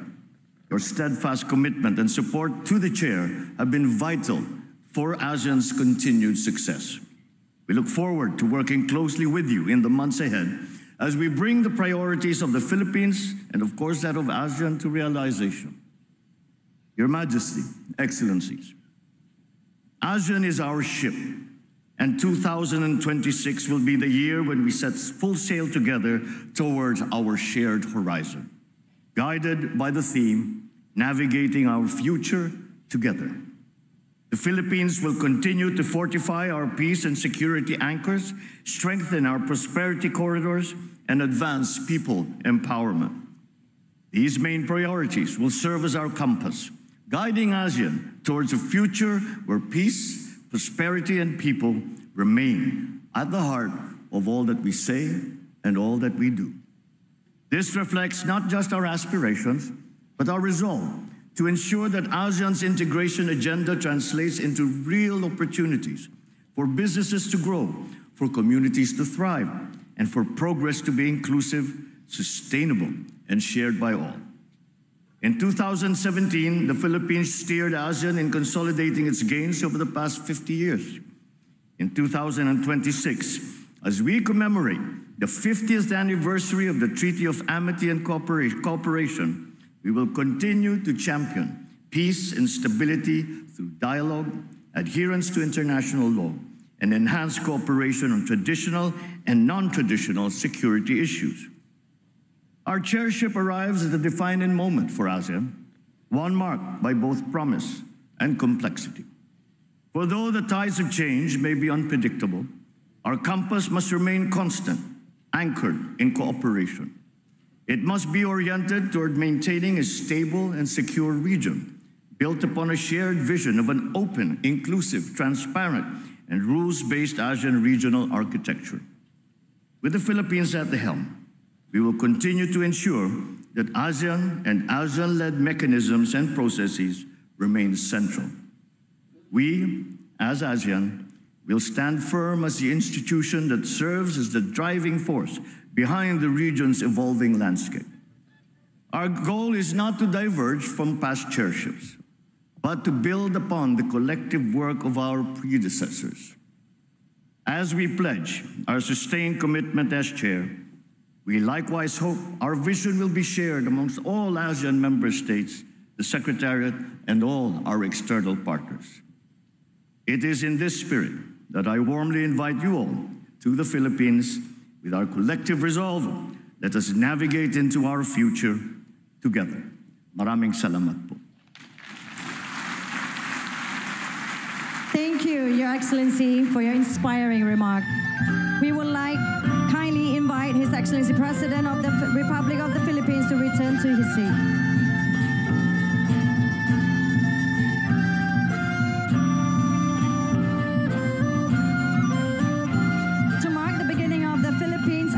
Chairmanship 2026. Please direct your attention to the screen for a brief video presentation.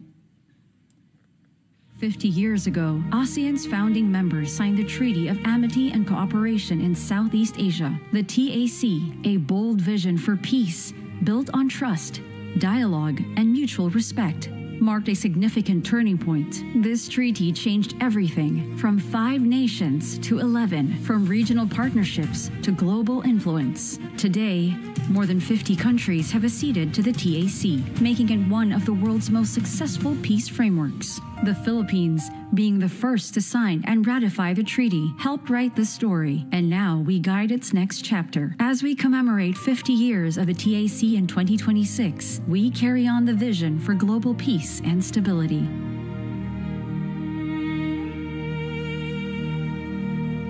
ASEAN 2026 will be proudly chaired by the Philippines, an archipelagic nation of over 7,600 islands, united by shared waters and the spirit of Bayanihan. For generations, we have navigated challenges together, building bridges across distances, cultures, and differences, celebrating our diversity as a people, and one in our shared vision of a peaceful and prosperous nation. Just as our islands are bound by the same seas, ASEAN brings together 11 nations, over 700 million people, the world's 5th largest economy poised to become the 4th largest by 2030. Bound by geography, common objectives, and a shared destiny, united under one vision, one identity, and one caring and sharing community. What unites our archipelagic nation also unites our region, the power of charting our course together towards shared horizons. Together, we navigate our future. We will build stronger foundations for peace and security. The Philippines will anchor regional stability through dialogue, maritime cooperation, strengthen defenses, and mutually beneficial cooperation against emerging threats on land, at sea, and even cyberspace. Prosperity will reach every corner of ASEAN. With the Philippines at the helm, we will accelerate digital transformation, strengthen economic security, and champion the creative industries. Under Philippine chairship, ASEAN will stand united in its diversity, agile in response to challenges, innovative in seizing opportunities, and resolute in being a consequential force for good in the global community. Together, we anchor peace, build prosperity corridors, and empower our people for a future that honors our past while seizing tomorrow's opportunities. Mabuhay! Welcome to the Philippines. Welcome to ASEAN 2026.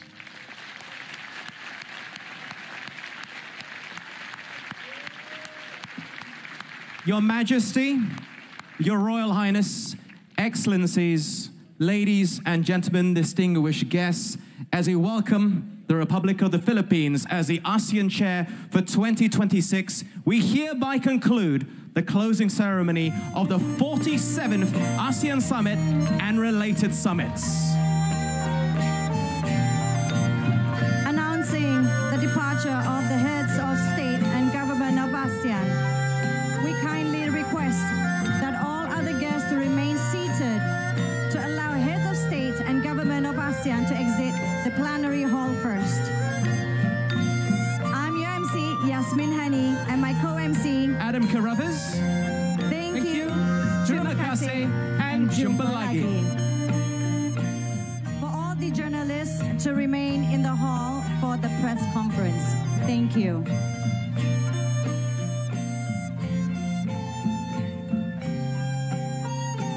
And with that, we conclude a remarkable chapter of regional cooperation, the 47th ASEAN Summit and related summits here in Kuala Lumpur. To all delegates, thank you for believing in Malaysia, for your friendship, dialogue, and commitment to peace and prosperity in our region. To our viewers and members of the media, thank you very much for journeying with us through every moment of this extraordinary summit week. From the International Broadcast Center in Kuala Lumpur, bidding you farewell, terima kasih, and jumpa lagi in ASEAN 2026 in Philippines. Assalamualaikum. And indeed, a momentous occasion for Malaysia and the conclusion of the 47th ASEAN Summit and related summit in Kuala Lumpur Convention Centre. And the gavel that carries weight, it signifies more than just its shape. It brings message of solidarity, inclusiveness, the pillar of ASEAN. and most importantly, moving forward with purpose. And it has been passed to the Philippines as they welcome ASEAN beginning of 2026. Dan ya, itu tidak bermakna tugas Malaysia berakhir di situ. Maksudnya Malaysia masih lagi akan meneruskan sehingga ke hujung tahun dan secara rasminya tugas tersebut akan digalas oleh Filipina pada 1 Januari 2026. Okey, dan Prof, mungkin Prof boleh kongsikan apa yang dapat kita saksikan tadi merupakan closing ceremony bagi ASEAN dipengerusikan oleh Malaysia bagi tahun 2025 dan alhamdulillah banyak kejayaan telah pun dikecapi dan juga banyak perkara juga yang perlu kita fahami, ya, cabaran juga pastinya untuk Filipina seterusnya. Ya, terima kasih Raja. Saya boleh katakan bahawa closing tadi adalah satu perkara yang mungkin berat bagi Malaysia kerana kita telah melakukan yang terbaik lah dan saya pun lihat macam mana Amat Berhormat Perdana Menteri mengucapkan terima kasih sebenarnya kepada semua yang terlibat, termasuk kita, termasuk RTM yang secara tidak langsung menjadi anchor dalam menjayakan ASEAN ini. Baik. Dan the next kita panggil responsibility ni dia akan pas kepada Filipina dan pastinya kita dapati ucapan tadi oleh Marcos Junior jelas bahawa beliau akan membawa momentum tersebut.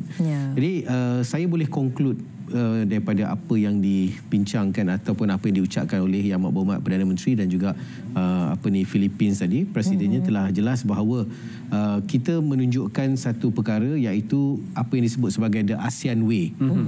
Dan ASEAN Way ini tadi montaj pun ditunjukkan sejak daripada establishment pada tahun 67 sehingga sekarang ni alhamdulillah sebenarnya ASEAN tidak berlaku perang dalam skala yang besar. Kita ada sedikit-sedikit termasuk yang berlaku di Myanmar tapi tidak besar. Tapi kita nak sampaikan mesej kepada dunia bahawa ASEAN Way ni kita ada cara untuk menyelesaikan konflik dan masalah. Sebab itu kita dapati bila berlakunya Thailand dan juga Cambodia, kita selesaikannya melalui perundingan, perbincangan. Dan kita tak pernah ada mana-mana negara yang cuba menyebelahi mana-mana pihak. Itu tidak berlaku. Itu yang pertama. Yang kedua, saya juga dapat simpulkan daripada apa yang disampaikan tadi adalah PM kita menyebut bahawa refuse to despair. Jadi bila refuse to despair itu maknanya menunjukkan ASEAN ini berada pada satu landasan yang mahu bersama-sama dan kita tidak akan berputus asa. Sebab itu apabila awal kalau ingat tarif dikenakan oleh US agak tinggi, tapi kita tidak bertindak balas dengan mengenakan juga tarif yang lebih tinggi kepada US. Tapi kita macam tarik nafas, kita cuba berbincang. Betul. Dan kita tidak berputus asa.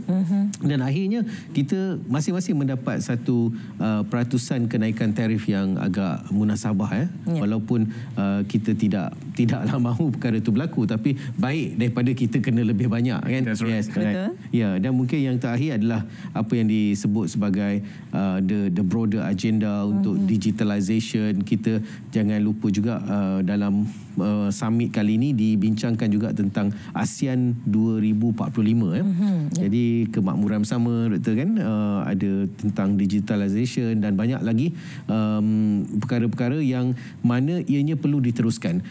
Dan kita telah sebenarnya umpamanya kita membuka pintu, tetapi nanti yang lain akan meneruskan masuk membuat homework dan sebagainya untuk menjayakannya. Jadi it is not an easy job, tapi kita dah menanda bahawa inilah detiknya dan ke depan ini kita kena bersama-sama menjayakannya. Baik Prof, tadi kita dapat menyaksikan acara rasmi penutupan kemuncak ASEAN ke-47. Maka tamatlah perjalanan Malaysia sebagai pengerusi ASEAN tahun 2025 dan pada hari pertama iaitu 1 hari bulan Januari tahun 2026 pastinya Filipina akan mengambil alih sebagai pengerusi ASEAN untuk tahun 2026. Dr. Eli, apakah legasi yang ditinggalkan pengerusian ASEAN Malaysia untuk Filipina apabila Filipina mengambil alih pengerusian pada tahun 2026 pada pendapat Prof? Okey, kalau kita lihat dalam majlis penutup tadilah satu momen yang penting di mana Malaysia menyerahkan pas button kepada Filipina.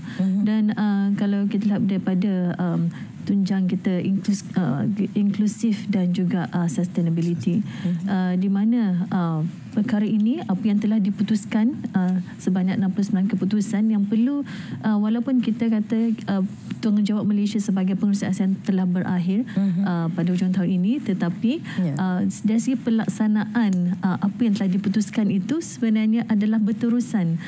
Dan kita kata tahun hadapan Filipina mempengerusikan ASEAN, tetapi pelaksanaan ASEAN itulah di negara masing-masing, kerana dalam Asian Way ni ASEAN tidak, kita kata panggil non-interference, dia tidak masuk campur tangan kepada masalah dalaman di kalangan negara ASEAN itu sendiri.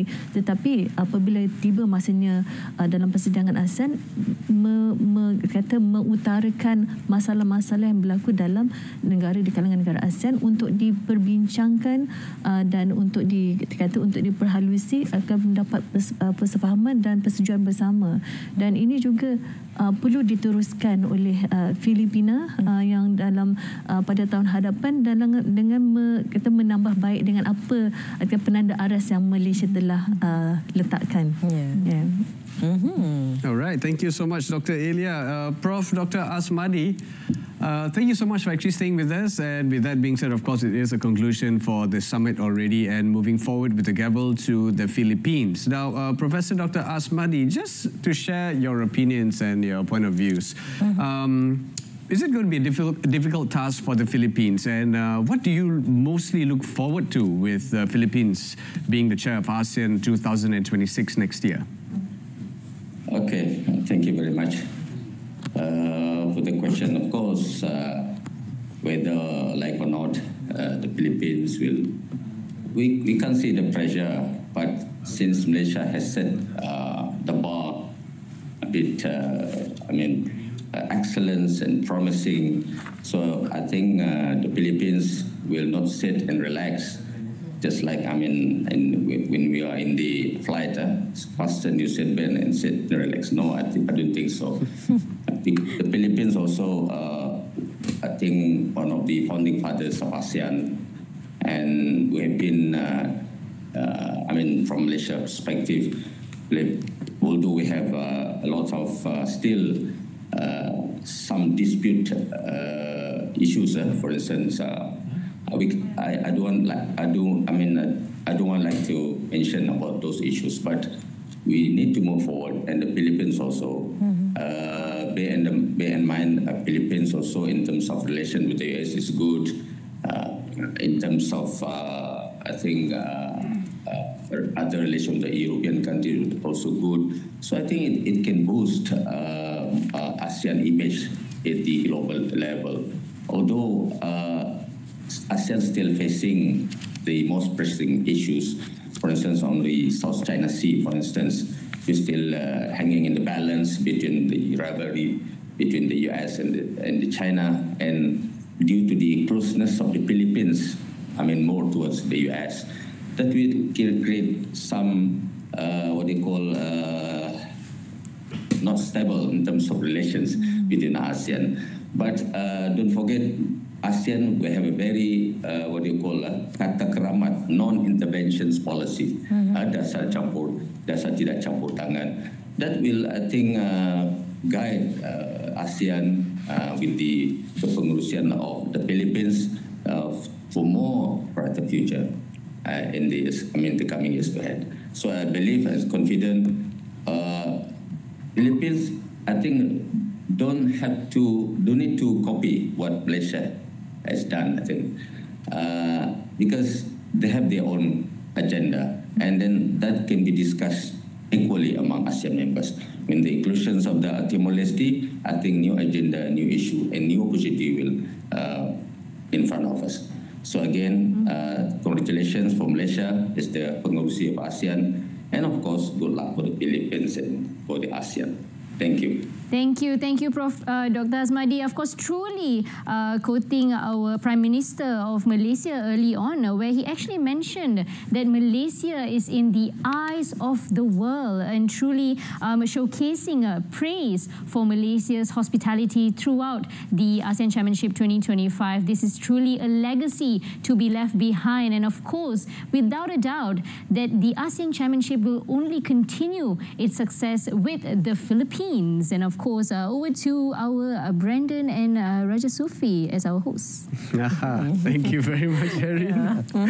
Okay, with that being said, of course, we'd like to thank our guests who are with us here. And once again, we'd like to say thank you to Professor Dr. Asmadi, who is a Professor of International Relations and Dean, Faculty of Social Sciences and Humanities from University Malaysia Sabah. And also we have Dr. Elia, Senior Lecturer, Department of Economics, Faculty of Business and Economics from University Malaya. And also a big thank you to Professor Dr. Asmadi, Professor of International Relations, Lecturer of Department of International Relations, Security and Law from Universiti Pertahanan Nasional Malaysia, UPNM.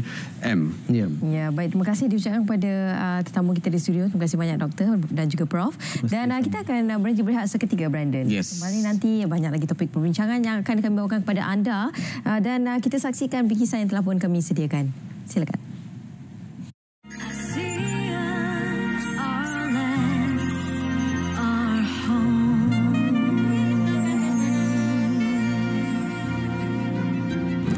Apakah itu ASEAN 2045 masa depan bersama?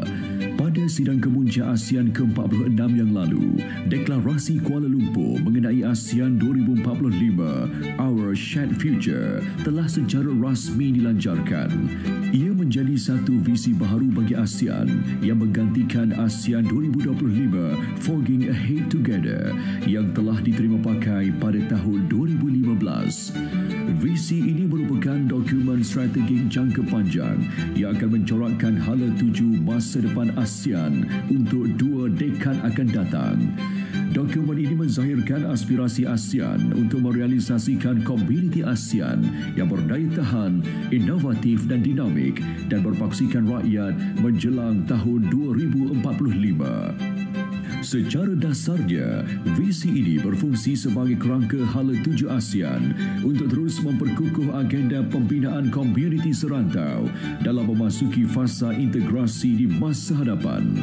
Ia mengandungi pendekatan strategik yang menyeluruh yang akan membimbing ASEAN dalam menangani impak trend mega sedia ada dan akan datang serta peluang-peluang yang ada di samping mengekalkan kepusatan ASEAN.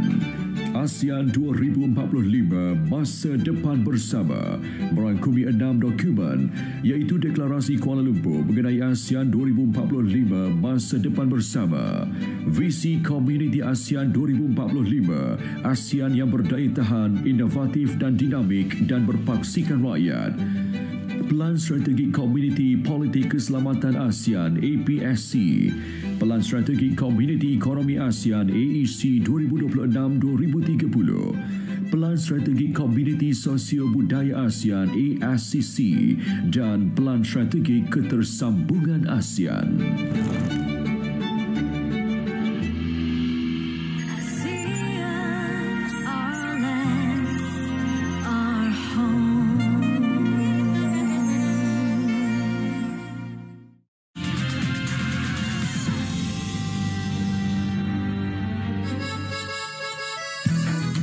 Malaysia, a land where emerald forests breathe with ancient whispers, where mountains rise like guardians of the sky, and seas shimmer with the colors of sunrise. Traditions live in harmony with progress, and modern skylines stand proudly beside timeless heritage. This is Malaysia, vibrant, graceful, and ever welcoming. This is Thailand, a land where golden temples kiss the sky, where rivers carry stories of the past, and markets glow with the colors of life. From the gentle grace of tradition to the vibrant rhythm of the city, Thailand welcomes the world with a smile, a spirit both serene and full of joy. Welcome to Singapore, a city where the future is built today, where shining towers reflect ambition and the green gardens bloom in the heart of modern life. From its bustling streets to its waterfront lights, Singapore thrives on innovation and unity, a meeting place of cultures, a vision of tomorrow, standing proud in Asia. Welcome to Vietnam, where rivers weave stories across green fields, where mountains stand in quiet strength and ancient towns glow with lantern light. Here, history whispers through stone and street, while modern cities rise with energy and pride. Vietnam, timeless, graceful, and ever resilient.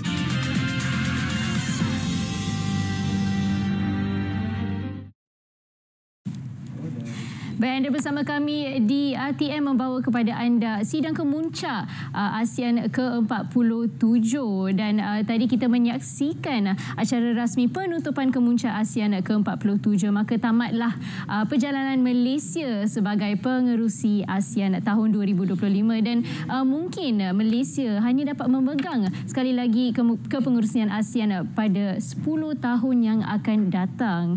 And of course, right now we are also awaiting the official press conference by our Prime Minister of Malaysia, the Honourable Datuk Seri Anwar bin Ibrahim. Now, before that, we would like to shift our gears to our guests and our further host in the studio today, bringing you more in-depth remarks as we close the 47 ASEAN Summit. Over to you guys. Thank you, Erin, and thank you so much for still staying with us right here as we bring you the live coverage of for the 7th ASEAN Summit and related summit. We have come to an end, but of course the show still go on with regards to the questions that we have for our guests in the studio. And what does it mean for ASEAN moving forward to the Philippines? What does it mean for the bloc? What does it mean for the rest of the world in terms of the economy, security, bringing back some policies, emphasizing on peace? Here to discuss with us, we have in the studio, please welcome Dr. Muhammad Shahrin Zainuddin bin Madras. Thank you so much, sir, for being with us here. Thank you. And Doctor, you have witnessed the closing ceremony a few moments ago. Yep. And what do you make of the closing ceremony? Perhaps, probably, maybe the Philippines, as mentioned by our Professor Doctor recently here in the studio on joining us online, saying that the Philippines does not have to emulate at all what's being put forward on the table here in Malaysia, but maybe probably perhaps you have different opinions or probably what would you like to see Philippines emphasize moving forward? Sure. I think, first of all, the ASEAN family is a expanding family. Now it's 11, and I think it's always a work in progress. That's one thing for sure. And if you look at the circumstances of where Malaysia is and where Philippines will take, I'm sure the circumstances will be different.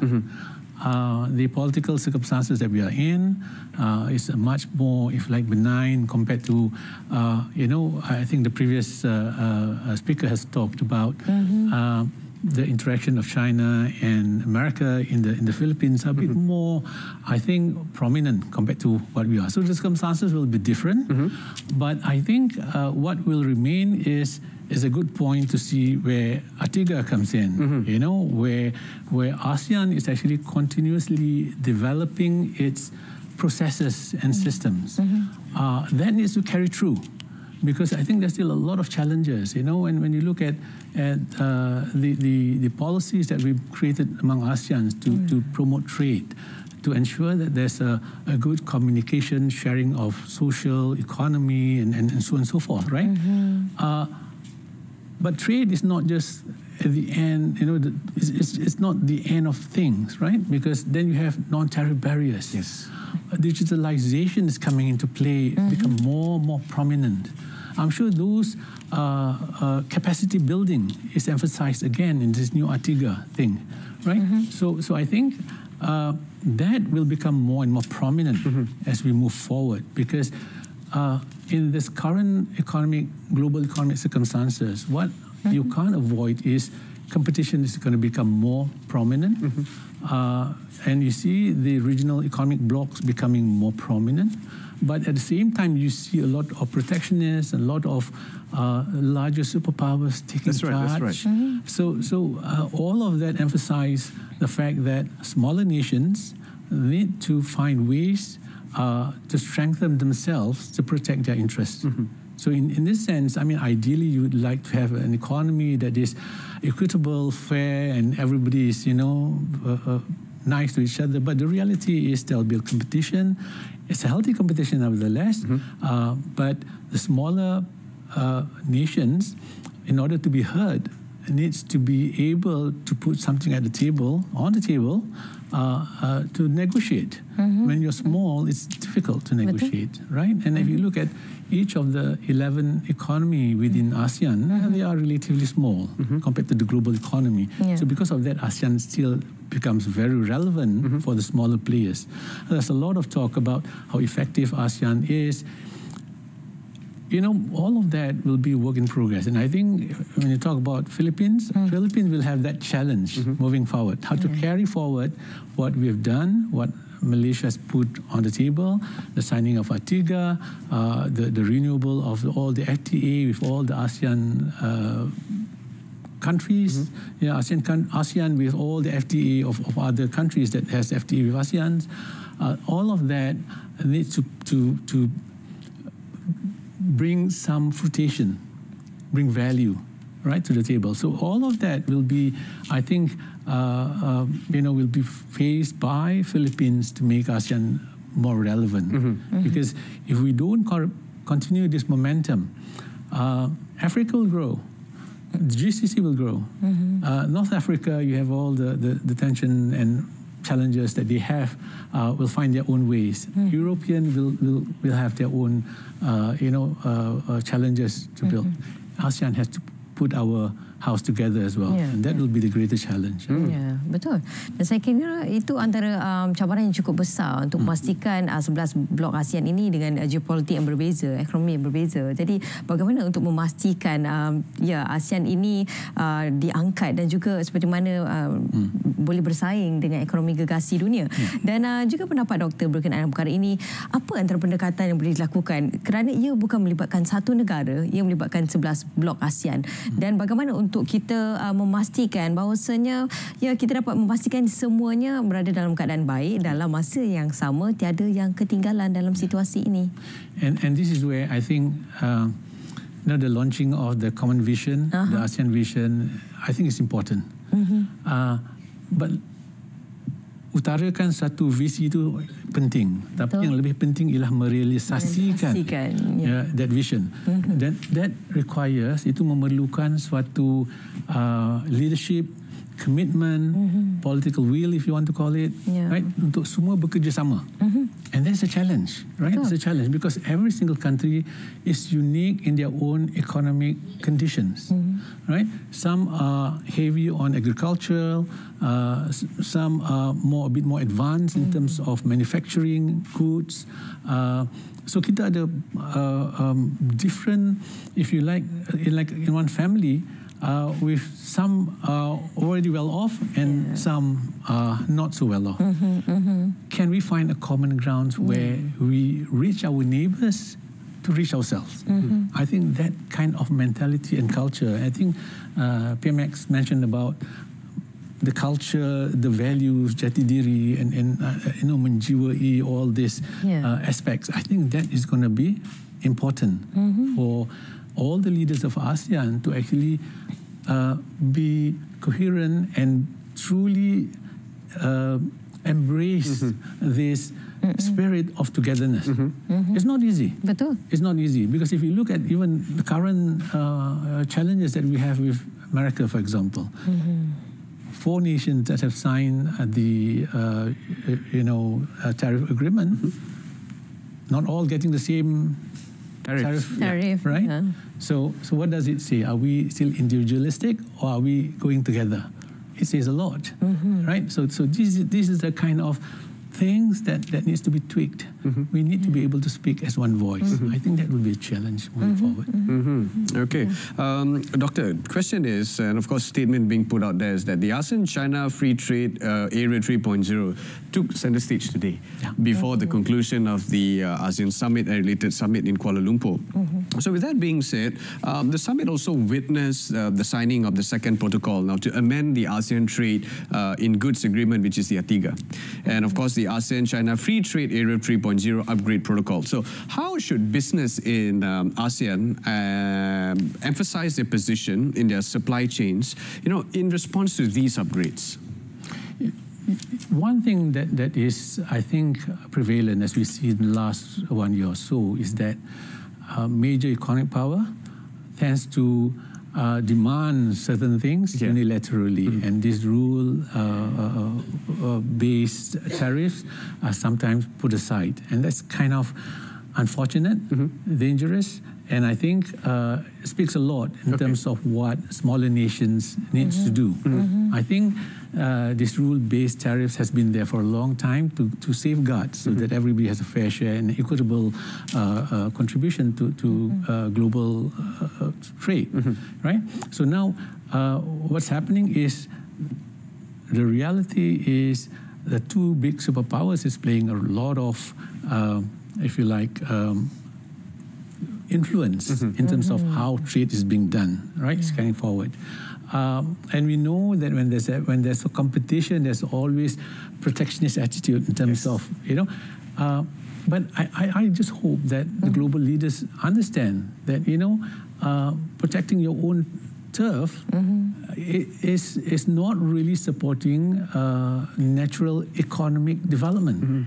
Because when economic equilibrium happens is because everyone can contribute positively added value through the global economy, and that natural, if you like, contribution of economic competitiveness is what gives everyone the trade, whether it is deficit or whether you have excess, right? Now, it is because of your competitiveness, not because you have the power to decide, right? So in that sense, economic competitiveness of every country is important. That's what is something that everyone needs to be mindful about, because whatever you do, you cannot circumvent economic competitiveness. It will come in some way or another.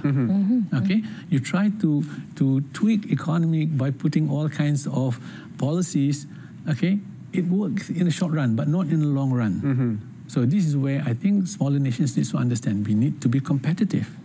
We need to grow, and I think that the extension of ATIGA is about capacity building. How can ASEAN countries develop our own competitiveness among ourselves? We are competing among ourselves, but at the same time, we need to elevate our competitiveness, whether it is the use of technology, whether it is digitalization, whether it is through, if you have, for example, advantage on halal industry and your processes, those are the kind of things that you need to look into and say, how can we improve in order to offer a better value to the global economy. If we can do that, okay, naturally you will become more significant. The economy will work in such a way that those who can bring more value to the table will benefit. And to do that, you need to upgrade your human capital, you need to create your processes, you need to create reliability, you need to be able to be more dependent, resourceful, and so on and so forth. And these are all the fundamental things of economy that you cannot circumvent, right? And this is where I think, we keep on mentioning about the whole nation approach. And this is what you need, the whole nation approach for if Malaysia were to progress. This requires everyone to come in and really grow, because it doesn't, policy alone we can do so much. But it is the people that embrace this policy and understand the challenges that need to come in and embrace those positive, characters and values in order to create those value. And now you expand that from Malaysia into ASEAN. ASEAN needs to look at beyond just, if we were to grow, we need to look at ASEAN as a bigger pie, and how can we grow that pie in order to share the wealth across ASEAN. Because, the nature that we are in now, where, Malaysia become more industrialized, we will have shortages on other aspects of ingredients, for example, of minerals, for example, where our neighbors have. Right? Now, how do we help them to grow effectively, whether it's sustainability, whether it is, competitiveness and whatnot, so that you can benefit us. So both of us can grow. It's a win-win position that needs to be explored. And this is where I think at ASEAN Secretariat, I'm sure they are looking at this in terms of how among ASEAN members could work together positively to improve ASEAN as a whole. I think that's important. I think it's fantastic point of angle that you look at it as a whole, holistically, a very holistic approach. Now, Erin, I think you have some question to ask our guests in the studio. Baik, penonton di rumah, terima kasih Dr. Syarin atas perkongsian tadi. Baik, penonton di rumah, saya ingin membawa kepada anda lebih lagi perkongsian di media sosial pula mengenai perkembangan kemuncak ke ASEAN ke-47. Salah satu berita yang kita boleh lihat di sini, di mana Rusia dan Brazil menyatakan sokongan terhadap hasrat Malaysia untuk menyertai BRICS, sebuah gabungan ekonomi utama negara sedang pesat membangun. Yang BRICS bermaksud Brazil, Rusia, India, China dan Afrika Selatan, yang mempromosikan kerjasama dalam perdagangan, kewangan dan tadbir urus global antara negara membangun. Dan juga Timbalan Perdana Menteri Rusia berkata aspirasi Malaysia sejajar dengan prinsip BRICS yang berasaskan konsensus dan penghormatan terhadap kedaulatan, sambil menekankan peranan strategik Malaysia dalam ekonomi Asia Tenggara yang pesat berkembang. Brazil, salah satu anggota pengasas, turut menyokong hasrat Malaysia itu, menandakan penerimaan lebih meluas dalam kalangan negara anggota. Now, with that, we will also like to bring to you the official press conference of the 47 ASEAN Summit happening right now in Kuala Lumpur Convention Centre.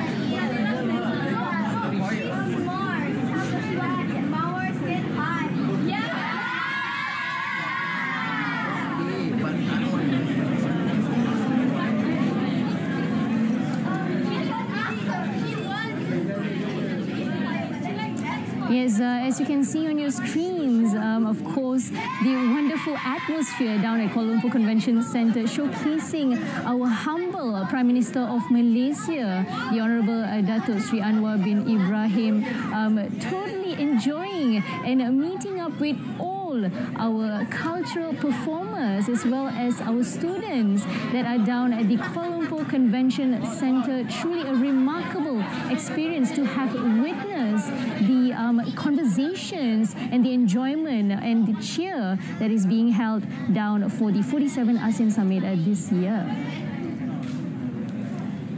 It's truly remarkable to see our Prime Minister full of energy and excitement in his face, without even a sweat of tear or a sweat of, I would even say, tiredness showcasing in his face. It's remarkable to see non-stop of his efforts, continued success and work that he has put into with Malaysia being the official ASEAN chair of 2025.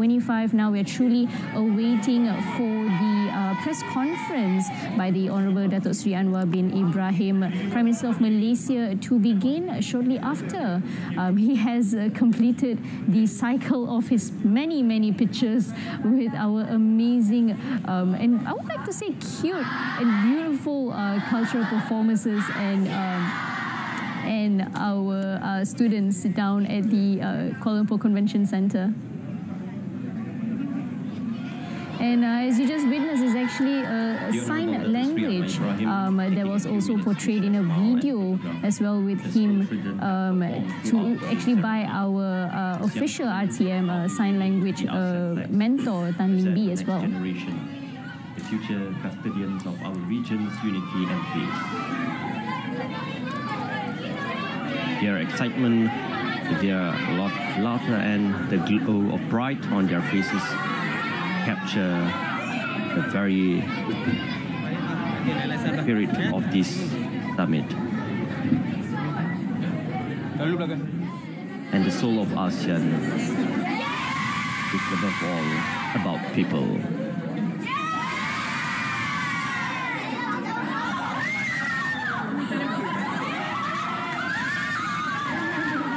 A beautiful, genuine moment, the Prime Minister connecting with the youth.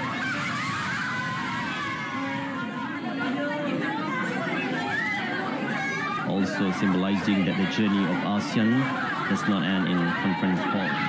It continues in classroom, in communities, and in the dreams of these young citizens.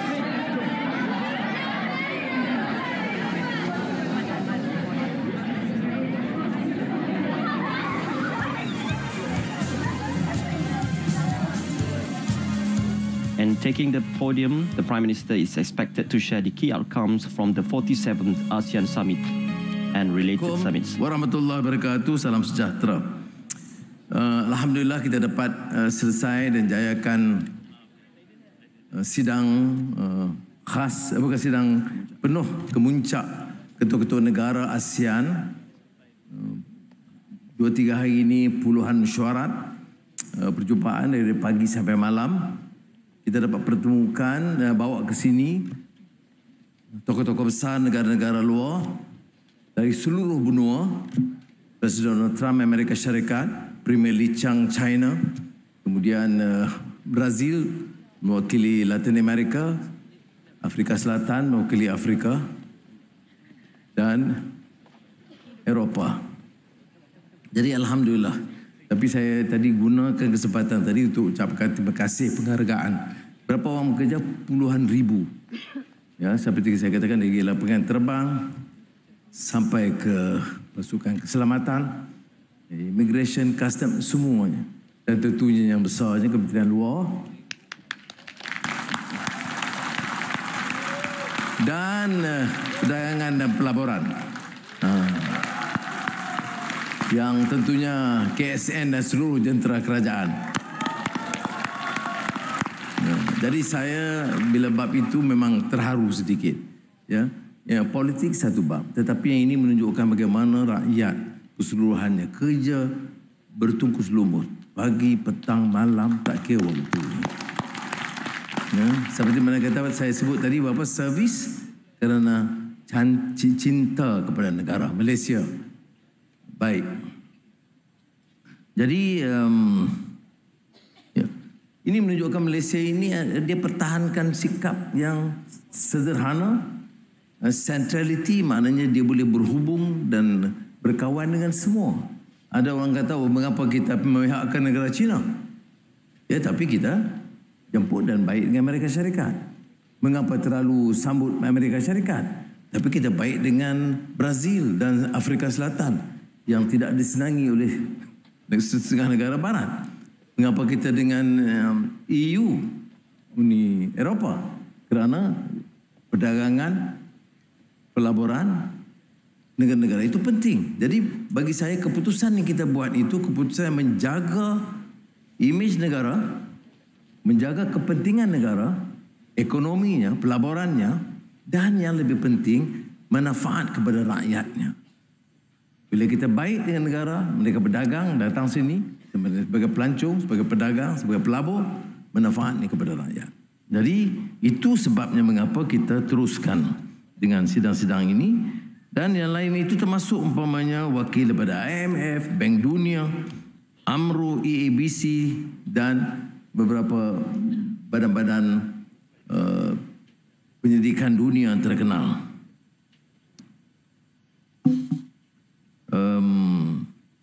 Dan suatu yang perkembangan yang sangat menarik ialah kemasukan Timor Leste sebagai anggota.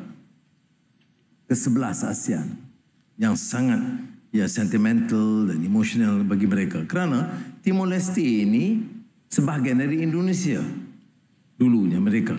Dia di bawah penjajah Portugal. Kemudian bila merdeka bersama dengan Indonesia. Tapi kemudian ada beberapa masalah dalaman, mereka keluar dan merdeka sejak 1999.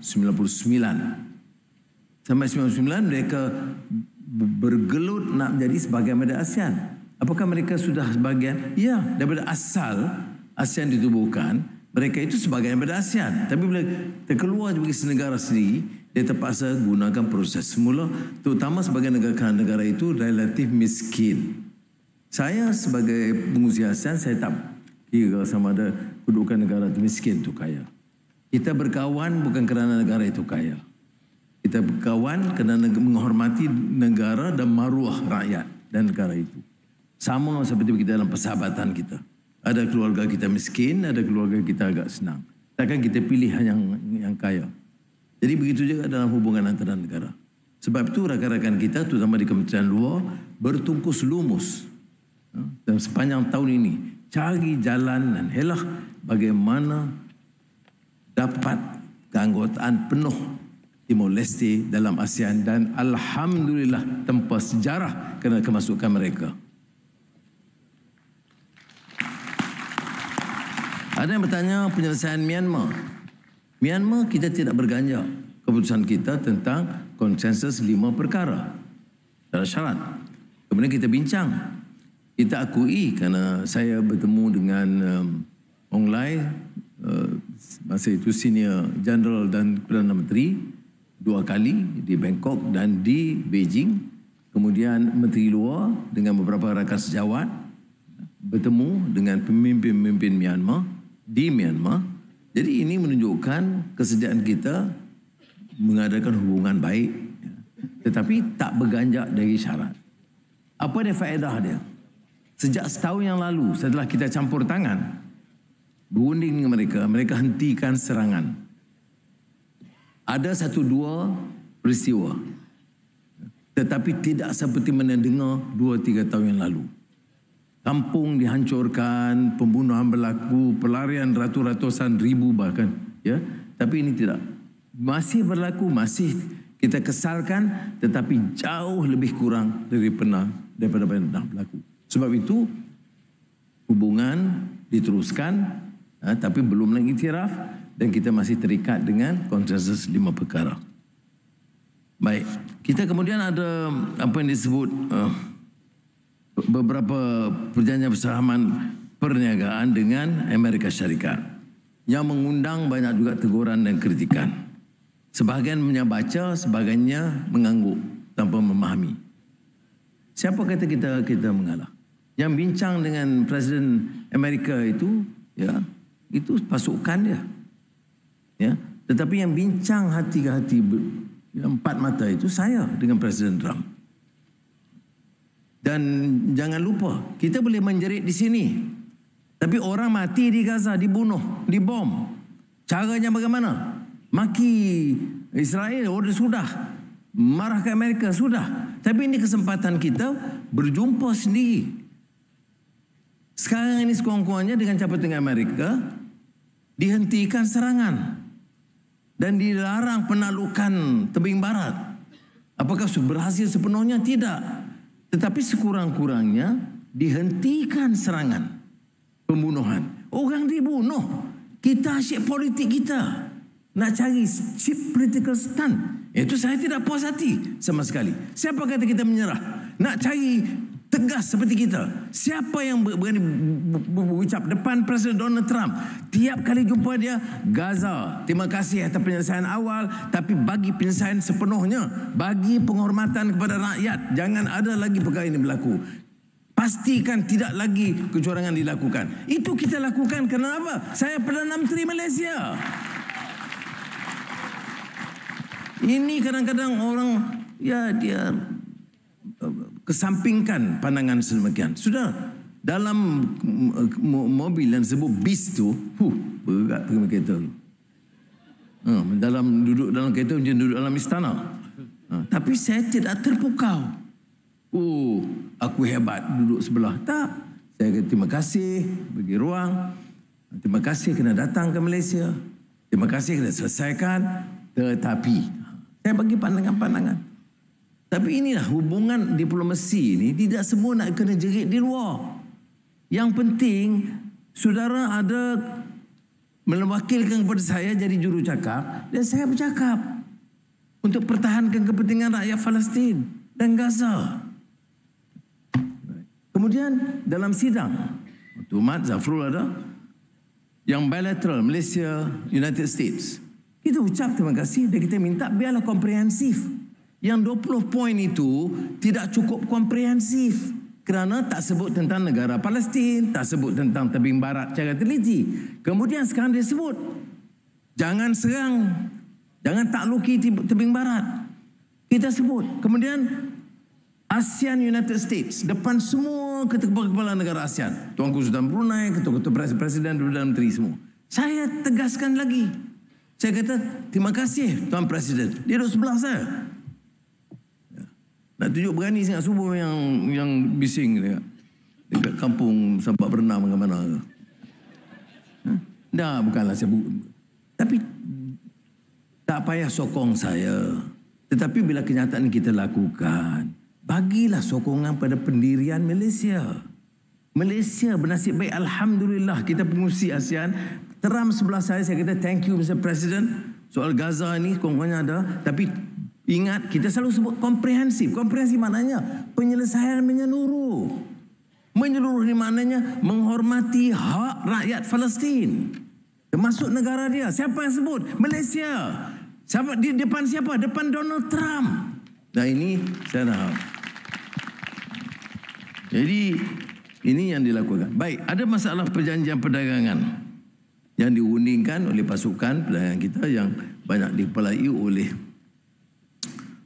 Tugu Zafrul dan sebahagian dari segi kewangan mungkin Amir Menteri Kewangan kedua, tapi kebanyakannya itu dikendali oleh MITI.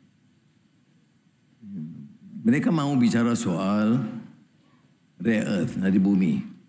Mereka mahu bicara soal semiconductor, chips, jaga soal maritime. Ya, kita bersetuju apa yang ada, bagi. Tapi apakah itu menghalang kita dengan negara China? Tak ada. Apakah menghalang kita ada hubungan dengan negara lain? Tidak. Jadi, sementara kita berunding, bukan menyerah. Kalau saya lihat, saya tengok sekarang ni, ya, parti pembangkang tak apalah kerja dia bangkang. Tapi, dalam hal ini sudah semua negara lakukan.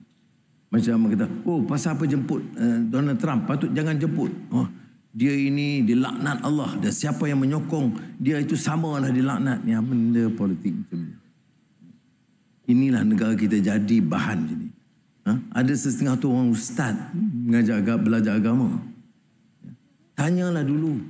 Oh, Anwar pegang cium pipi isteri Marcos. Betul dia pegang saya. Saya buat begini. Dia ambil gambar dia nampak. Tak adalah sentuh pun. Aduh. Aku tak apalah. Tak ada sungguh. Tengok kalau ambil gambar belah kanan. Ambil lagi. Ini kalau bagaimana orang agama boleh begitu? Tak tahu fakta. Terus hukum. Munafik. Ini maksiat. Tak boleh saudara macam tu. Ini kita ni Malaysia ni jadi tumpuan dunia. Seluruh dunia perhati Malaysia, bagaimana kita boleh handle Trump. Esoknya dengan Lee Chiang, hari ni sign dengan Trump, esok sign dengan Lee Chiang. Kemudian sepakat negara ASEAN bawa Brazil. Brazil itu perang musuh betul dengan Donald Trump, kita panggil dia. South Africa, Ramaphosa disergah oleh Trump masa pertemuan, kita panggil dia. Saya kena terang. Kalau tu dunia bagi perhatian, ada 2-3 ini memang dengki, hasad dengki dengan kita. Bukan soal saya. Ini yang kawan-kawan saya kerja lagi bertungkus lumus untuk menjayakan ini. Jadi saudara kena harap. Saya syukur, saya anak Malaysia. Saya bangga kerana Malaysia harum namanya sekarang.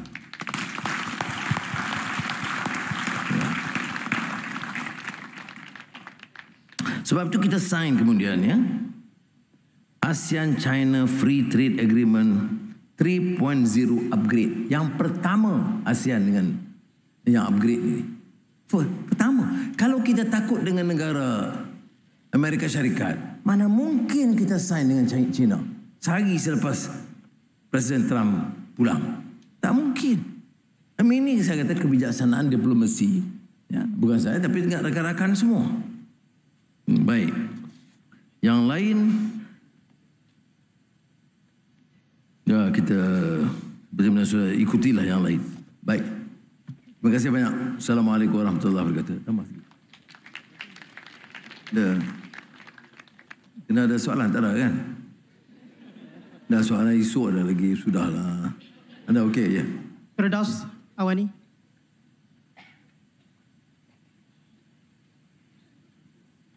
Assalamualaikum Datuk Seri, Firdaus pada Asra Awani. Datuk Seri, banyak perkara positif tanya saya ucapkan, tetapi masih saya nak menyentuh tentang ASEAN yang mana Datuk Seri sebutkan progres itu secara gradual, tetapi selepas 5 tahun kegagalan untuk melaksanakan 5 PC secara keseluruhan.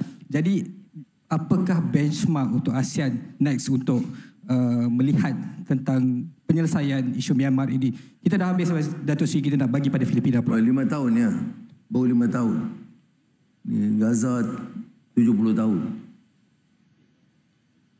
Kita berupaya macam dalam doa kita lah. In uridu illal islah mastata'tu.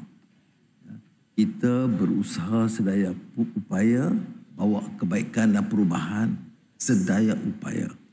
Apa dia upaya kita yang pertama? Hentikan serangan sama ada kepada Buddhis di Karen atau Muslim Rakhine yang Rohingya itu. Dan bagi saya, walaupun tidak sepenuhnya, itu kejayaan sangat besar. Permulaannya. Sekarang kita kena teruskan. Ya. Jadi bagi saya betul dia agak rumit, dia suka kerana dia melibatkan perundangan, dia melibatkan pengiktirafan hak warga negara, itu masih. Tapi bagi saya seperti yang saya beritahu kepada Senior General Perdana Menteri Monglai, kita tak boleh terima serangan, pembunuhan, kampung, rakyat yang tidak dosa. Okay? Jadi ada permulaan yang baik, walaupun saya setuju dan saya mengaku masih banyak yang harus dikerjakan. Baik, terima kasih. Lain? Yes. Norman. Datuk Sri, Norman from Nikkei. How do you look at the overall, what have you achieved and also not achieved throughout your chairmanship as Nikkei and throughout chairmanship of ASEAN? And also another part about what's your comment about criticisms that ASEAN is still being toothless after all these years? Well, firstly, I don't think you should assess or evaluate based on my chairmanship. You see, I inherit an organization. They have done remarkably well in some areas. We're not starting this year. What is very critical to my mind in any regional body to secure peace. And you know now, ASEAN is going to be one of the most peaceful regions in the world. Second, focusing on the economic fundamentals. And in terms of investment, trade, and economic growth, it is one of the fastest growing economy in the world. That's why the whole world is looking at us. That's why the whole world, representing the whole continent, is here. Because of it is peaceful, it has enormous potential to propel economic growth. Now, have we achieved everything? No, certainly not. But if you can see, for example, in terms of the focus on the power grid, that's new. We achieved this year on connectivity, on refocusing from just geopolitical understanding in terms of diplomatic efforts to ensure there is peace to intra-ASEAN trade investments, which is now the focus. And then using ASEAN to expand our linkages and collaboration with other continents. EU, FTA, is now proceeding at a faster pace because of our position to push ahead on these FTAs with China, okay, traditionally with the United States, but now with Latin America and Africa. Why must we talk about globalization? We talk about multilateralism. Why must we ignore Africa and Latin America? People may choose to ignore. Some countries may not like Brazil or South Africa. Nothing to do with us. We consider them as great friends, and it's true. Both President Lula da Silva and Cyril Ramaphosa are my friends. But since they are given that task, and they believe strongly that they should engage and enhance this collaboration, but including in trade and investments. So I see that as something very positive, although, as I've said, this has to continue. Is some immediate return, some medium term, some long term. By one more. Aaron. Yes. Thank you, Dato Sri. Aaron Connolly from The Economist. I just wanted to ask you about the East Asia Summit yesterday. I understand that there will be no joint statement from the East Asia Summit because there could be no consensus reached, and that the United States blocked that joint statement. I just wondered if you could talk to us a little bit about Malaysia's efforts to try and bridge the differences between, say, Russia, the United States, China, and why that joint statement didn't come out. Thank you. Notwithstanding what you have said, this is one forum where Russia was present, Myanmar was present, United States, China, and all the relevant stake players. You don't have regional meetings with their presence. Some meetings, if Myanmar comes in, the Europeans get out. Some meetings, if Russia is coming in, the others will not participate. But in the ASEAN-sponsored East Asia Summit, at least there was preparedness to engage and listen. They may agree, they may disagree, but that's the position taken. And the consensus ASEAN, within ASEAN, is to ensure that there is engagement. We should not stop engaging. Okay? And then, secondly, peace is to us critical. So if you say there are issues, for example, there was no clarity in terms of South China Sea, for example, the issue. I disagree, because we all agree. ASEAN countries say, based on the code of conduct, Premier Lee Chang responded to say, yes, we should facilitate and accelerate the process and agreement on the code of conduct, ASEAN and all the relevant parties. All agreed that this region should not be an area of contestation of superpowers. Their presence is accepted. We work with some maritime arrangements with the Americans, and there's traditional military exercise with Australia, New Zealand, Malaysia, Singapore. We have increased activity with maritime collaboration with China. But that's how it should work, to my mind, you see. But with Malaysia, at least our maritime borders, will never allow the presence of any military force, foreign military force, they will be deemed to be provocative against the rest, because it is inconsistent with our policy of centrality, of engaging with all. Do I answer your question? It's clear? Thank you. Yes. One final question, because I have a bilateral with Australia. Yeah. Yes. Thank you. Sri, I wonder you can share with us what you and President Trump talked about during your ride from the tarmac to KLCC, and Did he promise us anything on semiconductor, the tariffs, the sectoral tariffs, anything on that?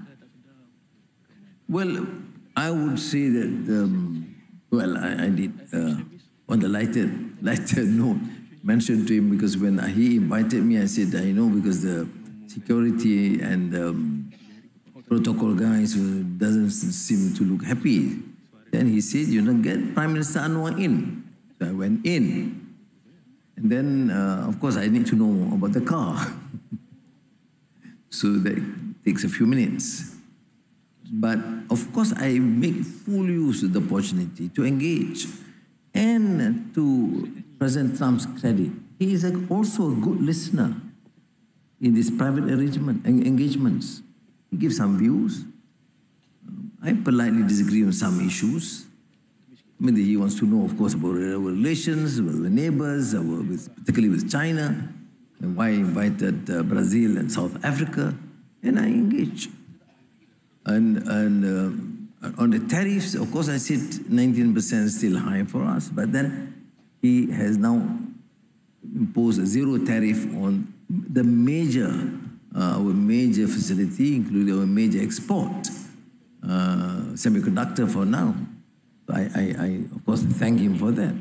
Then I spent some time discussing Gaza.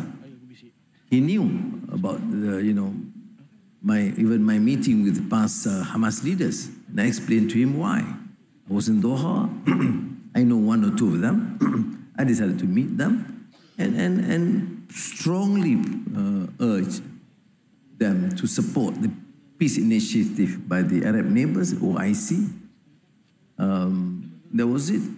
But subsequently, one of them was killed in this Israeli attack in Iran. And I say, whilst I do support, and I think no one can dispute the fact that he was quite determined to ensure that this peace in Gaza stop the continued killings.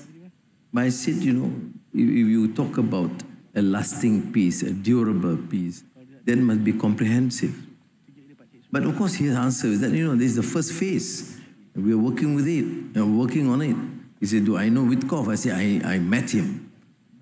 We are taking it very seriously. He must not fail, is a problem. So I think I was in a fortunate position because firstly, he allowed me to have that foresight with him in private, in confidence. And I must confess that he listens very attentively and our views. And some, contrary to some of his earlier assertions. So people expect me to, what do you expect me to do? I think I did my best to represent the voice of conscience, what Malaysians want us to do. Now, if there's no opportunity, had he not been here, there will not be an opportunity.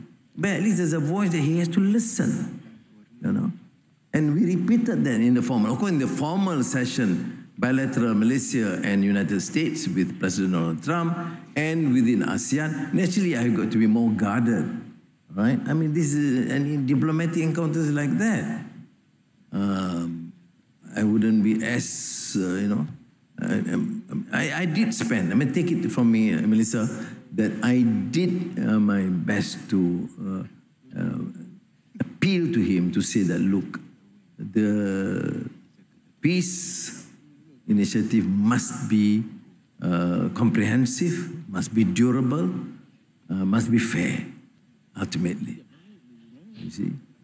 And of course, there are many things he said in private, which is, to me, enlightening. And of course, I was happy to hear that. But then these are private conversations between leaders, and you have to respect that. You start leaking phone calls like we did in the past, nobody will talk to you. Or you leaking private conversations, they will not be done. So I'm just informing things that I think is something which is permissible. Okay, terima kasih banyak. Thank you, everyone. Thank you. All right, Assalamualaikum.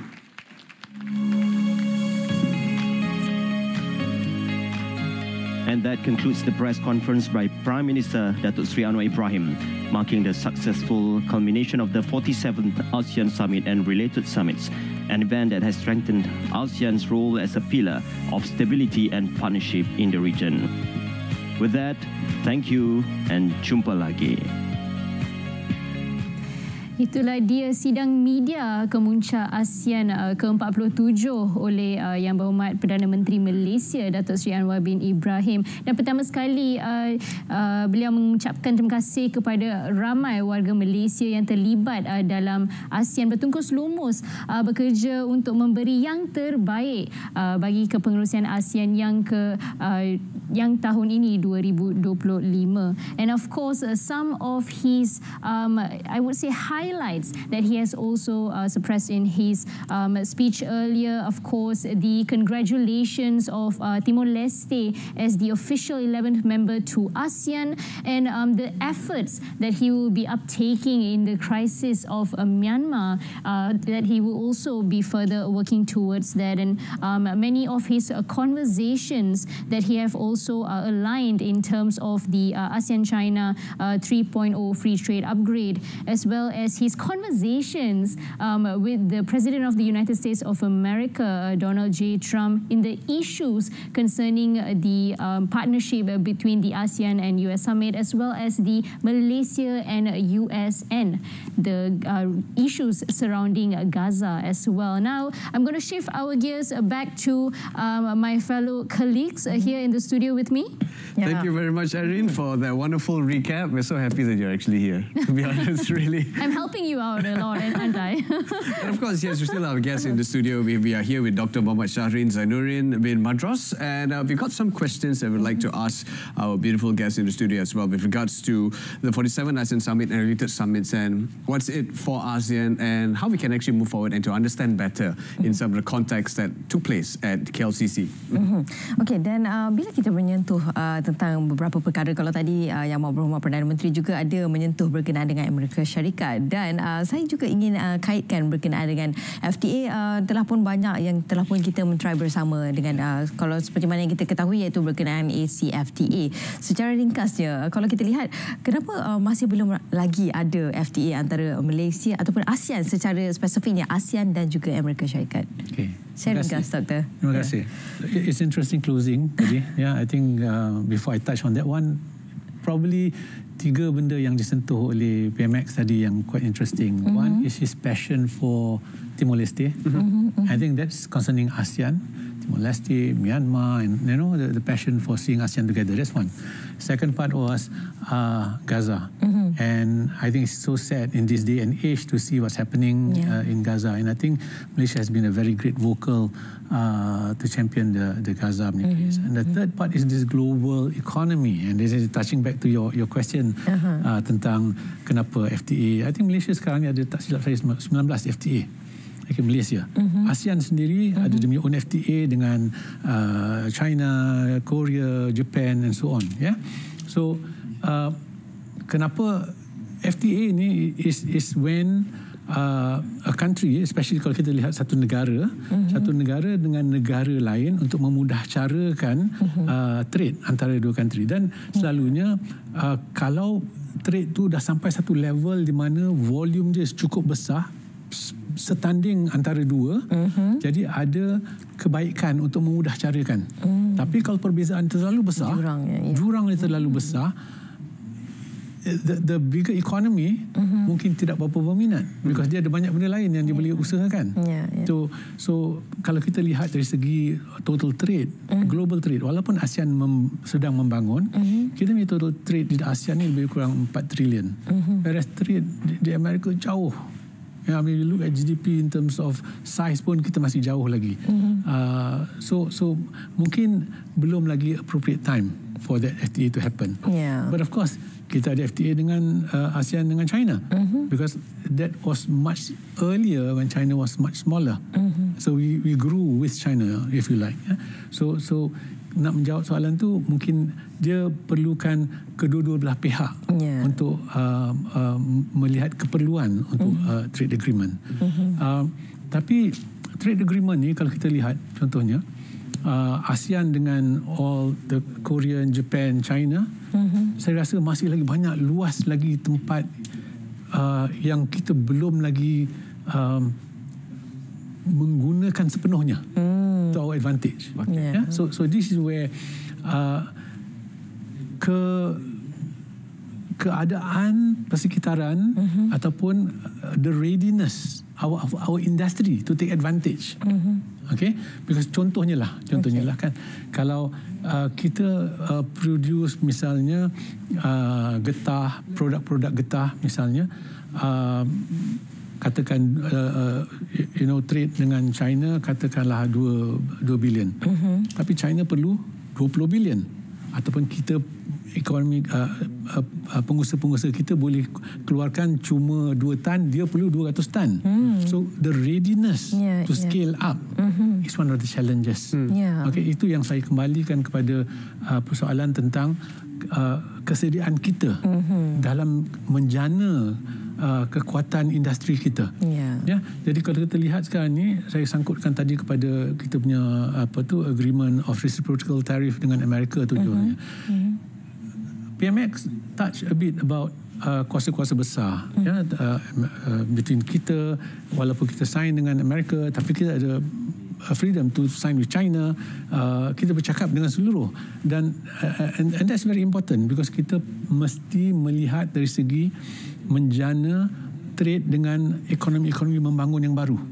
Kita tak boleh terlalu bergantung kepada satu ekonomi. Contohnya kalau kita lihat trade kita sekarang ni lebih kurang 2.9 trilion ringgit kita punya total trade. Kita punya ekspor lebih kurang 1.5, kita punya import lebih kurang 1.4. Kita ada trade excess about 100 billion ringgit.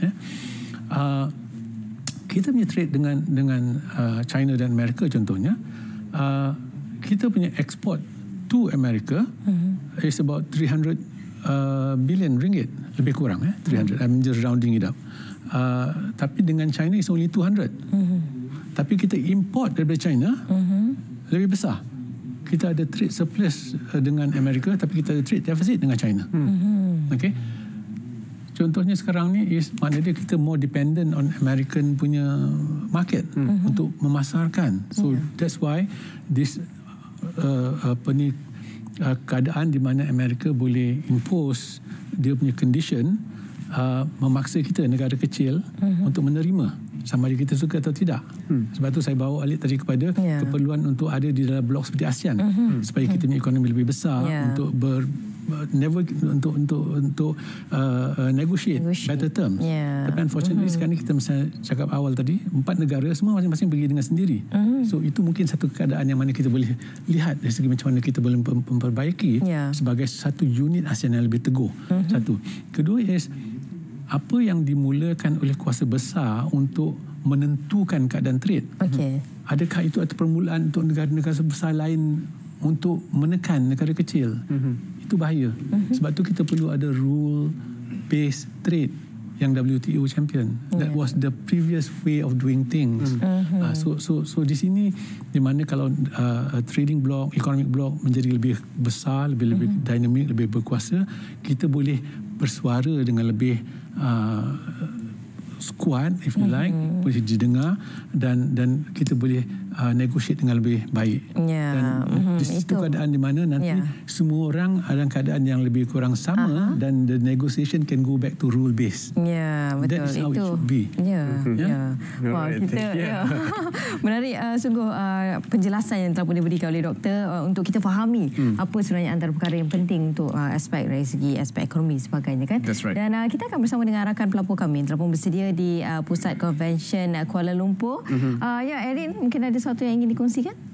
Terima kasih Dr. Siaran atas penjelasan tadi. Baik penonton, memandangkan ini adalah grandstand ke-10, grandstand terakhir untuk sidang kemuncak ASEAN kali ini. Kita akan bersama dengan Aisyah, pelapor lokasi yang sekarang berada di perkarangan KLCC untuk memberi perkongsian laporan penutup sidang kemuncak ASEAN ke-47. Tugas Malaysia sebagai pengerusi ASEAN kepada Filipina ia sekaligus menandakan penutupan tirai penganjuran sidang kemuncak ASEAN ke-47 dan sidang berkaitan tahun ini. Upacara penyerahan tukul menjadi simbolik acara itu yang disempurnakan oleh Perdana Menteri Datuk Seri Anwar Ibrahim kepada Presiden Filipina. Beliau akan menggalas tugas sebagai pengerusi ASEAN baru untuk sesi yang akan bermula 1 Januari 2026. Ini kali ke-6 Filipina memikul tugas sebagai pengerusi ASEAN selepas 1976, 1987, 1999, 2007 dan 2017. Sedikit perkongsian menurut laporan agensi berita Filipina baru-baru ini, selaku tuan rumah sidang kemuncak ASEAN dan mesyuarat berkaitan tahun depan, sudah pastinya persiapan sedang dibuat bagi menyambut kedatangan pemimpin ASEAN dan delegasi. Antara rangkaian mesyuarat berkaitan ASEAN yang dijadualkan tahun depan ialah Forum Pelancongan ASEAN ATF yang akan diadakan pada Januari tahun depan. Setiausaha Pelancongan Filipina Christina Fresco turut mengesahkan ATF akan berlangsung di pusat expo yang baru dibina di Bandaraya Lapu-Lapu.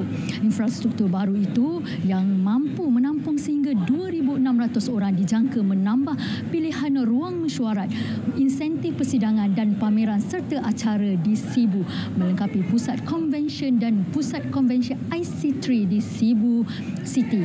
Yang pasti majlis penutupan rasmi dan sesi penyerahan kepengerusian ASEAN kepada Filipina ini membuktikan kejayaan sidang kemuncak ASEAN ke-47 dan bukti Malaysia telah menunaikan amanah selaku pengerusi ASEAN 2025 dengan cemerlang di bawah tema keterangkuman dan kemampanan.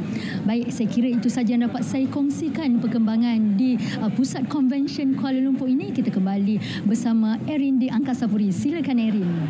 Baik, terima kasih Aisyah atas laporan penutup di perkarangan Kuala Lumpur Convention Centre tadi, dan saya juga ingin mengambil kesempatan ini untuk mengucap ribuan terima kasih kepada semua anggota-anggota tim RTN yang bertungkus lumus untuk sidang kemuncak ASEAN ke-47 ini, dan tidak juga melupakan semua co-host dan colleagues dan guest yang berada kini di studio. Dan untuk penutupan lagi kita melihat sidang kemuncak ASEAN ke-47, saya ingin mengongsikan sedikit bingkisan penutup sidang kemuncak ASEAN ke-47 untuk tontonan anda semua. Saksikan.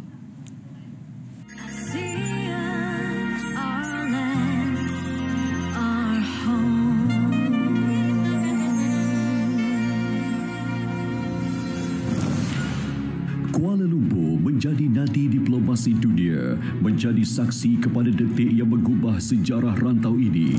Di sinilah, di bumi Malaysia, pemimpin-pemimpin Asia Tenggara bersidang membawa satu tekad, iaitu membina rantau yang damai, bersatu dan bermaruah. Di bawah kepimpinan Malaysia sebagai pengerusi ASEAN, suara ASEAN bergema di pentas dunia. Suara yang menyeru keterangkuman, suara yang menegakkan keadilan, suara untuk membina masa depan bersama. Sidang kemuncak ASEAN ke-47 membuka lembaran baharu. Malaysia bukan sekadar tuan rumah, tetapi Malaysia memimpin dengan hikmah dan keyakinan. Dari meja rundingan hingga ke ruang diplomasi antarabangsa, Malaysia menjadi jambatan harapan, menghubungkan timur dan barat, menyatukan negara, bangsa dan nilai. Dari Kuala Lumpur, mesej ASEAN disampaikan kepada dunia bahawa keamanan bukan sekadar impian tetapi satu tanggungjawab bersama. The future of ASEAN will not be written by circumstance. It will be written by choice. By the choices we make today. Dari diplomasi lahir satu sejarah, Perjanjian Damai Kuala Lumpur. Di bawah kepimpinan Malaysia, dua negara jiran yang pernah berkonflik kini berdamai di meja ASEAN. Dunia menyaksikan bagaimana hikmah dan kebijaksanaan Malaysia mengembalikan harapan dan menamatkan sengketa, membuka lembaran baharu untuk keamanan serantau. Thank you both Prime Ministers. You did a great job. We are delighted to have you as colleagues, as true friends, and you understand the need to secure peace, to save our people, and also the ASEAN position as a region of peace and prosperity. And the two leaders have great respect for each other. But the Prime Minister played a very important role in helping convene the two sides for discussions here in Kuala Lumpur. Earlier this year, an armed clash broke out along the border of these two countries. Sepanjang persidangan, Malaysia berdiri teguh membawa suara Asia Tenggara ke pentas global. Dalam setiap sidang, Malaysia menyeru dunia agar berfikir semula bahawa kemajuan tanpa nilai hanyalah angka, tetapi kemajuan dengan keadilan dan sifat kemanusiaan itulah warisan yang perlu diperjuangkan. Malaysia dengan tegas membawa suara Palestin, menegakkan prinsip undang-undang antarabangsa dan memperkukuh kerjasama antara ASEAN bersama setiap rakan dialog. Antara yang berjaya dicapai ialah melalui Perjanjian Perdagangan Timbal Balas ART-AS Malaysia yang telah berjaya menurunkan tarif daripada 25% kepada 19% untuk barangan Malaysia sekaligus menstabilkan dan melindungi produk Malaysia dari ancaman kenaikan mendadak. Dari meja rundingan hingga ke pentas dunia, Malaysia menunjukkan wajah ASEAN yang matang, memimpin dengan hikmah, berdiplomasi dengan nilai kemanusiaan. Di penghujung sidang, simbolik kepengerusian 2026 diserahkan kepada Filipina, menandakan kesinambungan kepimpinan rantau yang berpaksikan semangat ASEAN. Kuala Lumpur menutup sidangnya dengan satu tekad, membina rantau yang bukan sahaja makmur tetapi juga sejahtera untuk semua.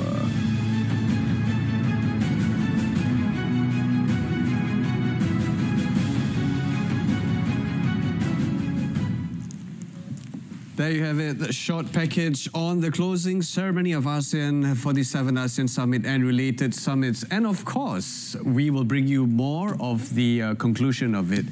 But coming back to the studio right now, we would like to ask this question to our guest, Dr. Muhammad Shahrin Zainuddin. Doctor, let's talk about the readiness of our industry players. I mean, it's very easy to put forward and say that, okay, we're just going to move forward. But in moving forward, our industry players, are they ready? Yeah, that will be the central, I think, most important thing in any economic blocks. Yeah, and I think the foundation of it is the readiness of our industry to understand that economy is becoming more and more global. Superpowers will put a lot more constraints, and therefore you need to improve your product competitiveness, whether it is a sustainability point of view, whether it is green energy, whether it is high-tech, digitalization, AI, and so on and so forth. We need to embrace that. We need to be able to compete, because all artificial constraints that is not purely economic will not survive long run. The only way we're going to be able to lift ASEAN, our country specifically, and into ASEAN, is really to look at every industry, and this is a whole nation approach. Every industry, whether you are in halal, whether you are in ICT, whether you are in education, whatever it is, you really need to embrace latest technology, AI, digitalization, and so on and so forth, to really be able to bring value to the table. Without that, ASEAN will remain, not competitive, unfortunately. We need to be able to compete, because EU is going to compete, Africa is coming up, GCC is coming up, Asia is coming up. ASEAN cannot be left behind. The only way it's going to be able to lift itself is by the industry player as a whole, to lift up themselves and embrace this as a challenge. Okay, that's it. Thank you so much, Dr. Muhammad Shahrin Zainuddin bin Madras, who is also the Professor at JAG UKM Graduate School of Business, Fellow Bersekutu Minda UKM. Ya, terima kasih banyak sekali lagi diucapkan kepada Doktor di atas perkongsian tersebut dan juga pendapat berkenaan dengan perkara ini. Dan kita nampaknya sudah pun berakhir dan sidang kemuncak ASEAN ke-47 secara rasminya telah pun melabuhkan tirainya. Dan ini merupakan grandstand terakhir yang kami bawakan khas untuk untuk anda semua untuk kita memahami berkenaan dengan persidangan ASEAN Kemuncak yang ke-47 kali ini. Dan Erin dah pun bersama dengan kita. Terima kasih di atas kesetiaan anda semua. Semoga sepanjang 10 grandstand yang telah pun kami berikan kepada anda dapat memberi pemahaman berkenaan dengan ASEAN khususnya. That's right. Like what Erin said, we just want to take this opportunity to thank everybody who's on ground. You know, our RTM crews who are here behind the camera as we speak. He's already smiling as I can see. And so our producers, our directors, our penerbit dan sebagainya, we just want to thank you. Of course, our news presenters as well. Everybody who's just behind the scene in making sure the realization of ASEAN's message put forward can be viewed by you who are at home, enjoying comfortably at your own time and space. Truly, that's right. And of course, to all our viewers, and not just in Malaysia, all our viewers around the world, thank you for tuning in here with us right here within RTM as we bring you, as we have brought to you until the end of the 47 ASEAN Summit and marks the end of the ASEAN Chairmanship 2025 by Malaysia. And of course, truly a remarkable achievement and a legacy that has been created right here today. Ya, dan jangan lupa juga untuk malam ini di TV1 kami akan bawakan kepada anda dengan lebih terperinci dan juga lebih mendalam di Bicara Naratif bersama dengan rakan kami yang akan memperincikan dengan lebih mendalam kupasannya insya-Allah pada jam 9 malam nanti di TV1.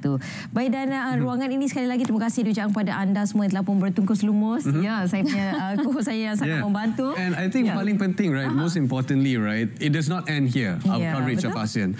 Because we will bring you more information, in-depth analysis. You know, just follow us at RTM as we will dive into it and to just make sure that you guys are informed about it. Truly, do stay tuned with us, Berita RTM and all our social media platforms as well. And thank you once again for all of you tuning in right here. This is the conclusion, a history marked on the 47th ASEAN Summit. I'm Erin Cheong. I'm Brendan Paul. Dan saya Raja Sofia Raja Arif. Assalamualaikum warahmatullahi wabarakatuh. Salam ASEAN. Take care.